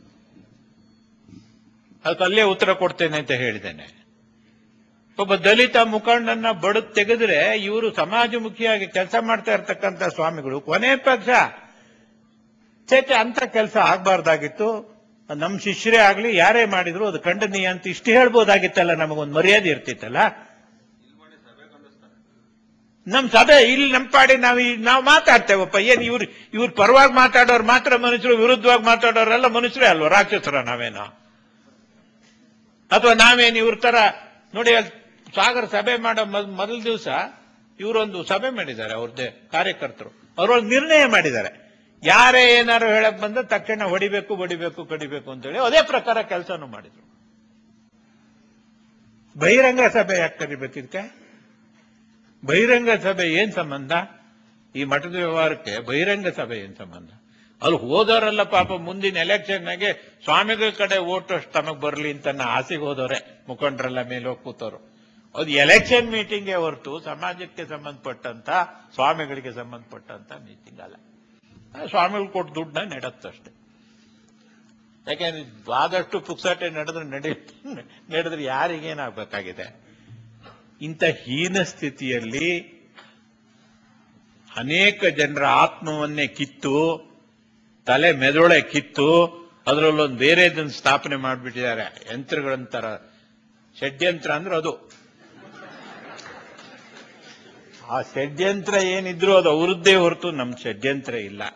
ನಾವು ಪ್ರಾಮಾಣಿಕವಾದಂತ ಕಳಕಳಿಯಿಂದ ನಾವು ಬದುಕೊಂಡಿದ್ದೇವಲ್ಲ ಅಂತಕ್ಕಂಥ ಸಂಕಟದಿಂದಾಗಿ ಈ ಕೆಲಸಕ್ಕೆ ಕೈ ಹಾಕಿದ್ದೇವೆ ಹೊರತು ನಮ್ಮ ಹತ್ರ ಯಾವ ಷಡ್ಯಂತ್ರವೂ ಇಲ್ಲ, ಯಾವುದೇ ಒಂದು ರೀತಿಯ ಬೇರೆಯ ಪ್ರಶ್ನೆಯೂ ಇಲ್ಲ. ನಾವು ಮಠಕ್ಕೆ ವಿರೋಧಿಗಳಲ್ಲ. ಮಠವನ್ನ ರಕ್ಷಿಸೋದಕ್ಕೋಸ್ಕರವಾಗಿ ಈ ಕೆಲಸವನ್ನ ಪ್ರಾರಂಭ ಮಾಡಿದ್ದೇವೆ. ಮಠವನ್ನ ಹೋಗಿ ಒಬ್ಬ ಮಠಾಧಿಪತಿಯಿಂದ ರಕ್ಷಿಸಬೇಕಾಗಿರ್ತಕ್ಕಂಥ ಒಂದು ದುರಾದೃಷ್ಟ ನಮಗೆ ಒದಗಿದೆ. ಇನ್ ಬೇರೆ ಯಾರಿಂದಲಾರು ರಕ್ಷಿಸೋದಲ್ಲ. ಇಂಥ ಒಂದು ಸಂದರ್ಭದಲ್ಲಿ ನಾವೆಲ್ಲ ಒಟ್ಟಾಗಬೇಕು. ಈ ತರದ ಸಭೆಗಳನ್ನ ಇನ್ನೂ ಕೆಲವು ಆಹ್ವಾನಗಳಿದ್ದಾವೆ. ಈ ಸಭೆಗಳನ್ನ ಸ್ವಲ್ಪ ಮಾಡಬೇಕಾಗಿದೆ, ಇನ್ನು ವ್ಯವಸ್ಥಿತವಾಗಿ ಮಾಡಬೇಕಾಗಿದೆ. ಈ ಒಬ್ಬೊಬ್ಬರು ಒಂದೊಂದು ಸ್ಟೈಲ್ನಲ್ಲಿ ಒಂದೊಂದು ವೇದಿಕೆ ಅಂತ ಹೇಳ್ಕೊಂಡು ಹೋಗೋದು ಬೇಡ ಎನ್ಕೆ ಬಿಟ್ರೆ, ಎಲ್ಲ ಸೇರಿ ಒಂದು ವೇದಿಕೆ ಮಾಡಬೇಕು ಅಂತೇಳಿ ಸಾಗರದಲ್ಲಿ ಅದಕ್ಕೆ ಬೇಕಾದ ಅಧಿಕಾರ ಸಾಗರದವ್ರು ನನಗೆ ಕೊಟ್ಟಿದ್ದಾರೆ. ನಾನು ನಿಮ್ಮ ಜೊತೆಗೆಲ್ಲ ಸಮಾಲೋಚನೆ ಮಾಡ್ತೇನೆ. ಇದಕ್ಕೊಂದು ಬರೇ ಸಮಾನ ಮನಸ್ಕರು ಅಂದ್ರು ಸಾಲ್ತು, ಒಂದು ಬೇರೆ ಒಂದು ವೇದಿಕೆಯನ್ನ ಮಾಡಬೇಕು. ಇದಕ್ಕೊಂದು ಹವ್ಯಕ ಜಾಗೃತಿ ವೇದಿಕೆಯೋ ಅಥವಾ ಜಾಗೃತ ಹವ್ಯಕ ವೇದಿಕೆಯೋ ಅದು ಬೇಡ. ಅದನ್ನ ನಾವು ರಕ್ಷಣೆ ಮಾಡ್ತೇವೆ ಅಂತ ಬೇಡ. ಹವ್ಯಕರು ಜಾಗೃತರಾದ್ರೆ ತನ್ನಷ್ಟಕ್ಕೆ ರಕ್ಷಣೆ ಆಗ್ತದೆ. ಕೆಲವರದ್ದು ಬರೇ ರಕ್ಷಣೆ ಅಲ್ಲ, ಇನ್ನೂ ಕೆಲವು ವಿಷಯಗಳು ಆಗ್ಬೇಕಾಗ್ಬೋದು. ನೋಡೋಣ. ನಾವು ರಾಮಚಂದ್ರಾಪುರ ಮಠ ಒಂದೇ ಪ್ರಶ್ನೆ ಅಲ್ಲ, ಹವ್ಯಕ ಸಮಾಜ ಬೇರೆ ಬೇರೆ ದೃಷ್ಟಿಕೋನಗಳಲ್ಲೂ ಕೂಡ ಜಾಗೃತವಾಗಿ ಪ್ರಗತಿಪರವಾಗಿ ಯೋಚನೆ ಮಾಡ್ತಕ್ಕಂಥ ಅಗತ್ಯ ಇದೆ. ಬರೇ ಮೌಢ್ಯ ಮತ್ತು ಮೌಢ್ಯಕ್ಕೂ ಭಕ್ತಿಗೂ ಶ್ರದ್ಧೆಗೂ ವ್ಯತ್ಯಾಸ ಇದೆ. ಮೌಢ್ಯವನ್ನೆಲ್ಲ ಶ್ರದ್ಧೆ ಅಂತ ತಿಳ್ಕೊಳ್ಳೋ ಅಗತ್ಯ ಇಲ್ಲ. ಅನೇಕ ಕೆಲಸಗಳಿದ್ದಾವೆ ನಾವು ಮಾಡಬಹುದಾದಂತದ್ದು, ಅದನ್ನ ಯಾವುದು ಮಾಡ್ತಾ ಇಲ್ಲ. ಇವತ್ತು ಅಖಿಲ ಹವ್ಯಕ ಮಹಾಸಭೆ ಇದೆ. ಏನು ಸ್ವಾಮಿಗಳನ್ನ ಹಾಡಿ ಹೊಗಳಿ ಸಂಪಾದಕೀಯ ಬರೆಯೋದು, ಏನು ಕೋರ್ಟ್ ವಿರುದ್ಧ ಎಲ್ಲ ಬರೀತಾರೆ. ಏನಾದ್ರು ಜವಾಬ್ದಾರಿ ಇದೆ ಅವರಿಗೆ? ನಾವು ಎಲ್ಲ ಅದಕ್ಕೆ ಬೇಕಾದ ದುಡ್ಡು ಕೊಟ್ಟಿದ್ದೇವೆ, ಶ್ರಮ ಕೊಟ್ಟಿದ್ದೇವೆ. ನನ್ನ ಹೆಂಡತಿ 4 ವರ್ಷ ಅಧ್ಯಕ್ಷರಾಗಿದ್ಲು. ಪ್ರಪ್ರಥಮವಾಗಿ ಇಲ್ಲಿ ಯಾವುದೇ ಬ್ರಾಹ್ಮಣ ಜಾತಿಯವರು ಮಾಡಿರಲಿಲ್ಲ. ಒಂದು ಮಹಿಳೆಯರಿಗೋಸ್ಕರವಾಗಿ ಒಂದು ಹಾಸ್ಟೆಲ್ ಅನ್ನು ನಾವು ಗಿರಿನಗರದಲ್ಲಿ ಆ ಕಾಲದಲ್ಲಿ ಮಾಡೋದಕ್ಕೆ ಸಾಧ್ಯ ಆಯಿತು. ಅದರ ನಂತರ 2 ವರ್ಷ ಇದ್ದು ಏನೂ ಇಲ್ದೇನೆ ಇವ್ರು ಏನು ಕೆಲಸ ಮಾಡ್ತಾ ಇಲ್ಲ ಅಂತ ಕೆಳಗಿಳಿಸಿದವರೆಲ್ಲ ಅಲ್ಲಿ ವೇದಿಕೆ ಮೇಲೆ ಕೂತ್ಕೊಂಡು ಬಾಯಿ ಬಂದಾಗ ಮಾತಾಡ್ತವೆ. ಇಲ್ಲ, ಮಾಡೋದಿಲ್ಲ, ರಿಪ್ಲೈ ಮಾಡೋದಿಲ್ಲ. ಅದಕ್ಕೆ ನಾ ಹೇಳ್ತೇನೆ, ಈ ತರದ ಒಂದು ವೇದಿಕೆಯನ್ನು ಹುಟ್ಟಾಕ್ತಕ್ಕಂಥ ಅತ್ಯವಶ್ಯಕತೆ ಇವತ್ತು ಅನಿವಾರ್ಯವಾಗಿದೆ. ಇದು ಯಾಕಂದ್ರೆ ಬೇರೆಯವರು ಈ ಕೆಲಸಗಳನ್ನು ಮಾಡಿದ್ರೆ ನಾವೇನ್ ಮಾಡ್ಬೇಕಾದಿರ್ಲಿಲ್ಲ. ಈ ನಮ್ಮ ಹತ್ರ ನೀವು ಅದಕ್ಕೆ ಯಾಕೆ ಬರಲಿಲ್ಲ, ಇದಕ್ಕೆ ಯಾಕೆ ಬರಲಿಲ್ಲ, ಸೀಮಾ ಪರಿಷತ್ತಿಗೆ ನಾ ಯಾಕೆ ಅದಕ್ಕೆಲ್ಲ ಹೋಗ್ಬೇಕು? ನನ್ನ ಅವಶ್ಯಕತೆ ಇರುವಂತಹ ಜಾಗಗಳಲ್ಲಿ ನಾನು ಕೆಲಸ ಮಾಡ್ಬೇಕ ಹೊರತು ಇನ್ನೊಬ್ಬರು ಮಾಡಬಹುದಾದ ಕೆಲಸನ ಅವ್ರಿಗೆ ಬಿಡ್ಬೇಕು. ಯಾಕಂದ್ರೆ ಪ್ರಪಂಚದಲ್ಲಿ ಎಲ್ಲರೂ ಕೆಲಸ ಮಾಡೋದಕ್ಕೆ ಉತ್ಸಾಹ ಇದ್ದಾರೆ. ಎಲ್ಲ ಸಮಿತಿಗಳಲ್ಲೂ, ಎಲ್ಲ ಸಭೆಗಳಲ್ಲೂ, ಎಲ್ಲ ಇದರಲ್ಲೂ ನಾನೇ ಓಲಾಡಬೇಕು ಅಂತ ಹೋದ್ರೆ ಅದು ಬಹಳ ತಪ್ಪಾಗತ್ತೆ. ಆ ತರ ಮಾಡಬೇಕಾದ ಅಗತ್ಯ ಇಲ್ಲ. ಆದ್ರೆ ಅವರೆಲ್ಲ ಕೆಲಸ ಮಾಡದೆ ಹೋದ್ರೆ, ಮಾಡಬೇಕಾದ ಕೆಲಸ ಮಾಡದೆ ಹೋದ್ರೆ, ಹವ್ಯಕರ ಒಂದು ಸಮಾಜದ ಭವಿತವ್ಯದ ದೃಷ್ಟಿಯಿಂದ ನಾವು ಒಂದು ಪ್ರಗತಿಪರ ಚಿಂತನೆ ವೇದಿಕೆಯನ್ನು ಹುಟ್ಟಾಕಬೇಕಾಗತ್ತೆ. ಆ ತರದ ಒಂದು ವೇದಿಕೆಯನ್ನು ನಾವು ನಿರ್ಮಾಣ ಮಾಡಿದ್ರೆ ಇನ್ನೂ ವ್ಯವಸ್ಥಿತವಾಗಿ ನಾವು ಕೆಲಸ ಸಾಧ್ಯವಿದೆ. ಶಿವಾನಂದ್ ಅವರೇ, ಅವರು ಇಲ್ಲೇ ಪಕ್ಕದ ಬಿಲ್ಡಿಂಗ್ ನಲ್ಲೇನೆ ಇಟ್ಕೊಂಡಿದ್ದಾರೆ ಒಂದು ದೊಡ್ಡ ಸೆಕ್ರೆಟೇರಿಯಟ್, ಒಂದು ಫ್ಲೋರ್ ಇಡೀ ಸೆಕ್ರೆಟೇರಿಯಟ್ ಇದೆ ಅವ್ರದ್ದು. ಒಂದು ಕ್ಷಣದಲ್ಲಿ ಇಲ್ಲಿ ಯಾರು ಬಂದ್ರು ಯಾರು ಹೋದ್ರು ಅಷ್ಟು ರಿಪೋರ್ಟ್ ಆಗತ್ತೆ. ಅಷ್ಟು ವ್ಯವಸ್ಥಿತವಾದ ಷಡ್ಯಂತ್ರ ನಿಜವಾಗೂ ಅವರ ಕೈಲಿರೋದು, ನಮ್ಮ ಕೈಲಿ ಇಲ್ಲ. ನಮ್ಮ ಹತ್ರ ಎಂಥದ್ದು ಯಂತ್ರವೇ ಇಲ್ಲ. ಹಂಗಿರ್ಬೇಕಾದ್ರೆ ನಾವು ಕೂಡ ಎಚ್ಚೆತ್ತು ಒಂದು ವೇದಿಕೆಯನ್ನು ನಿರ್ಮಾಣ ಮಾಡೋಣ. ಅದಕ್ಕೆ ನೀವೆಲ್ಲರೂ ಕೂಡ ಸರ್ವಾನುಮತದಿಂದ ಅನುಮತಿ ಕೊಡಬೇಕು ಅಂತ ಈ ಸಂದರ್ಭದಲ್ಲಿ ಕೇಳಿಕೊಂಡು, ಇವತ್ತು ಶನಿವಾರ, ಚಳಿಗಾಲ ಬೇರೆ, ಒಂದ್ ಕಡೆ ಹವಾಮಾನ ಚಳಿ ಇದೆ, ಇನ್ನೊಂದು ಹವ್ಯಕರಲ್ಲೇ ಒಂಥರ ಚಳಿ. ಆ ಚಳಿಯಿಂದ ನಾವು ಹೊರಗಡೆ ಬರಬೇಕಾದಂತ ಅಗತ್ಯ ಇದೆ. ನಾವು ದಯವಿಟ್ಟು ಎದ್ದು ನಿಲ್ಲೋಣ, ಧೈರ್ಯದಿಂದ ಎದುರಿಸೋಣ. ಭಗವಂತ ನಮಗೂ ಒಂದೇ, ಸ್ವಾಮಿಗಳಿಗೂ ಒಂದೇ. ನಾನು ಚಂದ್ರಮೌಳೇಶ್ವರ, ಸೀತಾರಾಮಚಂದ್ರ ಎಲ್ಲವನ್ನೂ ಕೂಡ ನಾನು ಪ್ರತಿ ದಿವಸ ಅದರ ಆರಾಧನೆ ನಾನು ಮಾಡೇ ಮಾಡ್ತೇನೆ, ನನ್ನ ರೀತಿಯಲ್ಲಿ, ನಿಮ್ಮ ಶಾಸ್ತ್ರದ ರೀತಿಯಲ್ಲ. ಗೊತ್ತಲ್ವ, ಶಾಸ್ತ್ರೀಯವಾಗಿ ಮಾಡಬೇಕು ಅಂತೇನಿಲ್ಲ. ಭಗವದ್ಗೀತೆಯಲ್ಲಿ ನಾವು ನೇರವಾಗಿ ದೇವ್ರನ್ನ ಎಷ್ಟೇ ಯಾವ ಪರೆಯಲ್ಲಿ ಕೇಳ್ಕೊಂಡ್ರು ಸಾಕು ಅಂತ ಹೇಳಿ ಅಲ್ಲಿ ಬೇಕಾದಷ್ಟು ಶ್ಲೋಕಗಳಿದ್ದಾವೆ ನಂಗೆ ಗೊತ್ತಿರೋ ಮಟ್ಟಿಗೆ. ನಮಗ್ ದೇವರಿಗೆ ವಿರೋಧ ಅಲ್ಲ, ನಾವು ಇವರೆಲ್ಲಿ ಮತ್ತೆ ಅದನ್ನ ಹರಾಜು ಹಾಕ್ಬೇಕು ಹೋಗ್ತಾರ ಅಂತಕ್ಕಂಥದ್ದಕ್ಕೆ ನಾವು ಎಚ್ಚರಿಕೆಯಿಂದ ಇರಬೇಕಾದಂತ ಪರಿಸ್ಥಿತಿ ಇದೆ. ಯಾಕಂದ್ರೆ ಮಠದ ಆಸ್ತಿಗಳೆಲ್ಲ ಕೈ ಬಿಟ್ಟು ಹೋಗ್ತಾ ಇದೆ. ಅದ್ರ ಹಣ ಎಲ್ಲ ಎಲ್ಲೆಲ್ಲಿ ಸೈಫರ್ ನೋಟ್ ಆಯ್ತು ಅಂತಕ್ಕಂಥದ್ದಕ್ಕೆ ಯಾವ ಲೆಕ್ಕಪತ್ರ ಇಲ್ಲ. ಅದನ್ನ ಯಾರು ಕೇಳೋ ವ್ಯವಸ್ಥೆ ಇಲ್ಲ. ಮೊದಲನೇದಾಗಿ ಹಿಂದೆಲ್ಲ ಒಂದು ಸ್ವಲ್ಪನಾದ್ರೂ ವ್ಯವಸ್ಥೆ ಇತ್ತು. ಈಗ ಯಾವ ಈ ವ್ಯವಸ್ಥೆಯೂ ಇಲ್ಲ, ನಿಯಂತ್ರಣವೂ ಇಲ್ಲ, ಯಾವುದೂ ಇಲ್ಲ. ಇಂಥ ಒಂದು ಸಂದರ್ಭದಲ್ಲಿ ನಾವು ಎಚ್ಚೆತ್ತುಕೊಳ್ಬೇಕು ಮತ್ತು ಧೈರ್ಯವಾಗಿ ನಿಲ್ಲಬೇಕು. ಯಾವುದು ಸತ್ಯವೋ ಅದರ ಪರವಾಗಿ ಕೆಲಸ ಮಾಡೋಣ. ನಮ್ಗೇನು ಯಾರನ್ನೋ ಇಳಿಸ್ಬೇಕು, ಯಾರನ್ನೋ ಏರಿಸಬೇಕು ಅಥವಾ ಇವ್ರು ನೋಡಿಸ್ಬೇಕು, ಅದೆಲ್ಲ ನಮ್ಮ ಗುರಿಗಳಲ್ಲ. ಯಾವುದು ಸತ್ಯ, ಅದೆಷ್ಟೇ ನಿಷ್ಠುರವಾಗಿದ್ರೆ ಅದ್ರ ಜೊತೆಯಲ್ಲಿ ನಾವು ನಿಲ್ಲತಕ್ಕಂತ ಒಂದು ತೀರ್ಮಾನವನ್ನ ಈ ಸಭೆಯಲ್ಲಿ ನಾವೆಲ್ಲ ಮಾಡೋಣ. ನೀವೆಲ್ಲ ಎಲ್ಲ ಅಡ್ಡಿತಡೆಗಳಿದ್ದಾವೆ, ತೊಂದರೆಗಳಿದ್ದಾವೆ. ಬೆಂಗಳೂರಿನಲ್ಲಿ ಒಂದು ಕಡೆಯಿಂದ ಒಂದು ಕಡೆಗೆ ಹೋಗೋಕೆ ಎಷ್ಟು ಕಷ್ಟ ಇದೆ ನನಗೆ ಗೊತ್ತಿದೆ. ನಿಮ್ಮ ಹತ್ರ ಎಂತ ಒಳ್ಳೊಳ್ಳೆ ವಾಹನ ಇದ್ದಷ್ಟು ಇನ್ನಷ್ಟು ಕಷ್ಟ. ರಿಕ್ಷಾ ಹತ್ಕೊಂಡು ಬಂದ್ರೆ ಬಹಳ ಸುಲಭ ಅದಲ್ವಾ? ಆದ್ರಿಂದ ಎಲ್ಲದರ ಮಧ್ಯದಲ್ಲೂ ನೀವು ಇಷ್ಟು ಜನ ಬಂದಿದ್ದೀರಿ. ನಮ್ಗೀಗ ಇದು ಮೆಜಾರಿಟಿ ಮೈನಾರಿಟಿ ಪ್ರಶ್ನೆ ಅಲ್ಲ.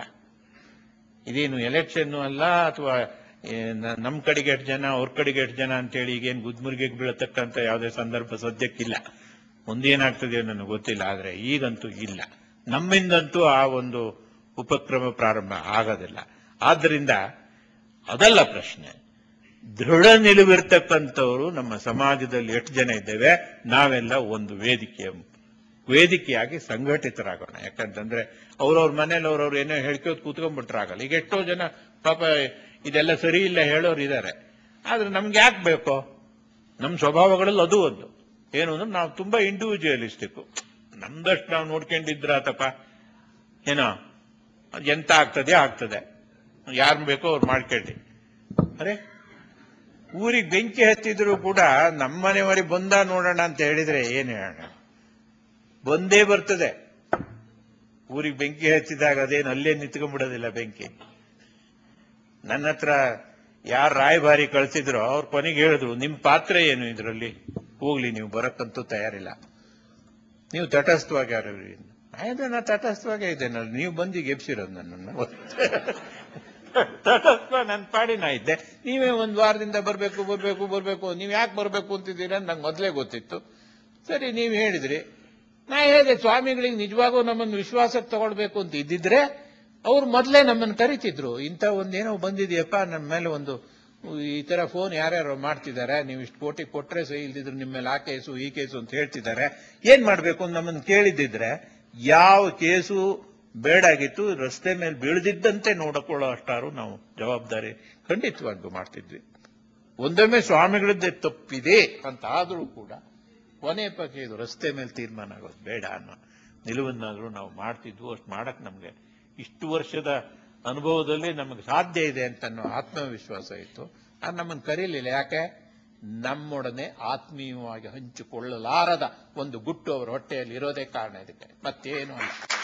ಆದ್ದರಿಂದಲೇನೆ ನಮ್ಮನ್ನು ಕರೀಲಿಲ್ಲ. ಈಗ ಯಾಕೆ ಕಳಿಸಿದ್ದಾರೆ ನಿಮ್ಮನ್ನ? ಅವರು ಪುರಾಣಗಳಲ್ಲಿ ಎಲ್ಲ ಓದ್ಕೊಂಡಿದ್ದಾರೆ. ಈ ಏನು ಚತುರೋಪಾಯಗಳಿದಾವಲ್ಲ, ಸಾಮ ದಾನ ಭೇದ ದಂಡ, ಯಾರ್ಯಾರ ಮೇಲೆ ಏನೇನು ಪ್ರಯೋಗ ಮಾಡಬೇಕು ಅಂತ ಗೊತ್ತಿದೆ. ಕೆ ಶ್ರೀನಿವಾಸ್ ಮೇಲೆ ಒಂದು ಸಾಮ ಯಾವುದಾದ್ರೂ ಒಂದು ಉಪಾಯವನ್ನ ಮಾಡಬೇಕು ಅಂತ ಹೇಳಿ, ನೀವು ಬಹುಕಾಲದ ಆತ್ಮೀಯರು ಅಂತ ಹೇಳಿ ನನ್ನ ಹತ್ರ ನಿಮ್ಮನ್ನು ಕಳಿಸಿದ್ದಾರೆ. ಕಳಿಸಿರೋ ಉದ್ದೇಶ ಏನು ಅಂತಂದ್ರೆ, ಶತ್ರು ಪಕ್ಷವನ್ನು ಆದಷ್ಟು ಕುಗ್ಗಿಸ್ಬೇಕು, ತಲೆ ಮೇಲೆ ತಟ್ಟು ಕೂರಿಸ್ಬೇಕು ಅಂತಲೇ ಹೊರತು ಯಾವುದೇ ಬೇರೆ ಕಾರಣದಿಂದಲ್ಲ. ಅವರಿಗೊಂದು ಮಾತು ಹೇಳ್ಬೇಡಿ, ನನ್ನ ಪರವಾಗಿ ದಯವಿಟ್ಟು ಹೋಗಿ ಹೇಳಿ, ಈ ಚತುರೋಪಾಯದ ಬಾಣಗಳನ್ನೆಲ್ಲ ಅವ್ರು ಬೇರೆ ಬೇರೆಯವ್ರ ಮೇಲೆ ಪ್ರಯೋಗ ಮಾಡಕ್ಕೆ ಇಟ್ಕೊಳ್ಳಿ, ನಮ್ಮ ಮೇಲೆ ಮಾಡಿ ವೇಸ್ಟ್ ಮಾಡೋದು ಬೇಡ. ಯಾಕಂತಂದ್ರೆ ಇದು ಯಾವ ಉಪಾಯಕ್ಕೂ ನಾವು ಬಗ್ತಕ್ಕಂಥ ಪ್ರಶ್ನೆ ಇಲ್ಲ. ಆದ್ದರಿಂದ ಇದು ನಮ್ಮ ಹತ್ರ ಬೇಡ. ಅವರಿಗೆ ಏನ್ ಬೇಕೋ ಅವರಿಗೆ ಎಲ್ಲ ಮಾಡ್ಕೊಂಡು ಹೋಗಿದ್ದಾರೆ, ಬರದೆ. ಹಂಗಾರೆ ನೀವೇನ್ ಮಾಡ್ತೀರಿ? ಕೊನೆ ಪಕ್ಷ ನಿಮ್ ಪಾಡಿ ನೀವು ಸುಮ್ನಿದ್ಬಿಡಿ ಅಂತ. ಸುಮ್ನಿದ್ದವನ್ ಬಂದು ನೀನೇ ಎಬ್ಸಿದ್ದೀರಿ, ಅದು ನಾ ಸುಮ್ನಿರೋ ಪ್ರಶ್ನೆ ಏನ್ ಬಂತು ಅಂತ. ಹಾಗಾದ್ರೆ ನಿಮ್ ಪಾತ್ರ ಏನು ಮುಂದೆ ಅಂದ್ರು. ಪಾತ್ರ ಏನು ಅಂತಕ್ಕಂಥದ್ದು ಪ್ರಸಂಗ ಯಾವುದು ಅಂತ ನಿರ್ಧಾರ ಆದ್ಮೇಲೆ, ಇನ್ನು ಗಣಪತಿ ಪೂಜೆ ಇಲ್ಲ, ಆವಾಗಲೇ ಪಾತ್ರ ಏನು ಅಂತ ಕೇಳಿದ್ರೆ ಏನು ಹೇಳಿ? ನನಗೆ ಪ್ರಸಂಗ ಯಾವುದು ಅಂತ ಯಾರು ಹೇಳಿಲ್ಲ. ಅದು ಹೇಳಿದ್ಮೇಲೆ ನನಗೆ ಯಥಾಯೋಗ್ಯವಾದ ಪಾತ್ರ ನಾನು ಅದ್ರಲ್ಲಿ ನಿರ್ವಹಣೆ ಮಾಡ್ತೇನೆ. ಅದ್ರಾಗೇನು ಮುಲಾಜ್ ಇರೋದಿಲ್ಲ, ಅದನ್ನ ತಿಳಿಸ್ಬಿಡು ಅವರಿಗೆ ಅಂತ ಹೇಳಿ ಕಳಿಸಿದ್ದೇನೆ. ನಾನೇನು ಅವ್ರಿಗೆ ಹೇಳಿ ಕಳಿಸ್ದೆ ಅವ್ರ ಮೇಲೆ ಉದ್ದಕ್ಕೆ ಬಿದ್ದಿಲ್ಲ. ಇದಿಷ್ಟು ಮಾತನ್ನು ಅವ್ರಿಗೆ ಹೇಳಿಸಿದ್ದೇನೆ. ದಯವಿಟ್ಟು ತಾವೆಲ್ಲರೂ ಕೂಡ ಇದೊಂದು ನಮ್ಮ ಜನ್ಮದ ಕಾಲದಲ್ಲಿ ನಿಮಗೆ ಪ್ರಾಪ್ತಿಯಾಗಿರ್ತಕ್ಕಂಥ ಒಂದು ಕರ್ತವ್ಯ ಅಂತ ತಿಳಿದು ಇದರ ಪರವಾಗಿ ನೀವೆಲ್ಲರೂ ಏಕ ವ್ಯಕ್ತಿಯ ರೂಪದಲ್ಲಿ ಎದ್ದು ನಿಲ್ಲುವಂತ ಮನಸ್ಸನ್ನ ಗಟ್ಟಿ ಮಾಡಬೇಕು. ನಿಮ್ಮ ಎಲ್ಲೆಲ್ಲಿ ನಿಮ್ಮ ಮಾತಿಗೆ ಬೆಲೆ ಇದೆಯೋ ನಮ್ಮ ಸಮುದಾಯದಲ್ಲಿ ಅವರಂತವ್ರನ್ನೆಲ್ಲರಿಗೂ ಕೂಡ ವಿಷಯವನ್ನ ನೀವು ವಿಶದೀಕರಿಸಿ, ಒಬ್ಬೊಬ್ಬರು ನಾಲ್ಕು ಜನರನ್ನಾದ್ರೂ ನೀವು ಗಟ್ಟಿ ಮಾಡ್ತಾ ಬಂದ್ರೆ ಈ ಸಮಾಜ ಒಂದು ಗಟ್ಟಿಯಾದಂತ ನೆಲೆಯ ಮೇಲೆ ನಿಂತು ಈ ರೀತಿಯ ಏನು ಹೋರಾಟ ಇದೆ ಇದನ್ನ ಇತ್ಯರ್ಥಕವಾಗಿ ಎದುರಿಸ್ತಕ್ಕಂಥ ಶಕ್ತಿ ಬರುತ್ತೆ. ನಿಮ್ಮೆಲ್ಲರ ಶಕ್ತಿ ಸೇರಿ ಆ ಶಕ್ತಿ ಬರುತ್ತೆ ಹೊರತು ಯಾರೋ ನಾವು ಒಬ್ಬಿಬ್ಬರು ಭಾಷಣ ಮಾಡಿದ ಮಾತ್ರಕ್ಕೆ ಅದು ಸಾಧ್ಯವಾಗೋದಿಲ್ಲ ಅಂತ ಹೇಳಿ ನಿಮ್ಮಲ್ಲಿ ವಿನಯಪೂರ್ವಕವಾಗಿ ವಿನಂತಿಸ್ತೇನೆ. ಮತ್ತು ಇವತ್ತಿನ ಕಾರ್ಯಕ್ರಮಕ್ಕೆ ಬಂದಿರತಕ್ಕಂಥ ನಿಮ್ಮೆಲ್ಲರಿಗೂ ಈ ಸಭೆಯ ಅಧ್ಯಕ್ಷನಾಗಿಯೂ ನನ್ನ ಗೌರವವನ್ನ ಕೃತಜ್ಞತೆಗಳನ್ನ ಸೂಚಿಸಿ 4 ಮಾತುಗಳನ್ನು ಮುಗಿಸ್ತೇನೆ. ಜಯ ಹಿಂದ್.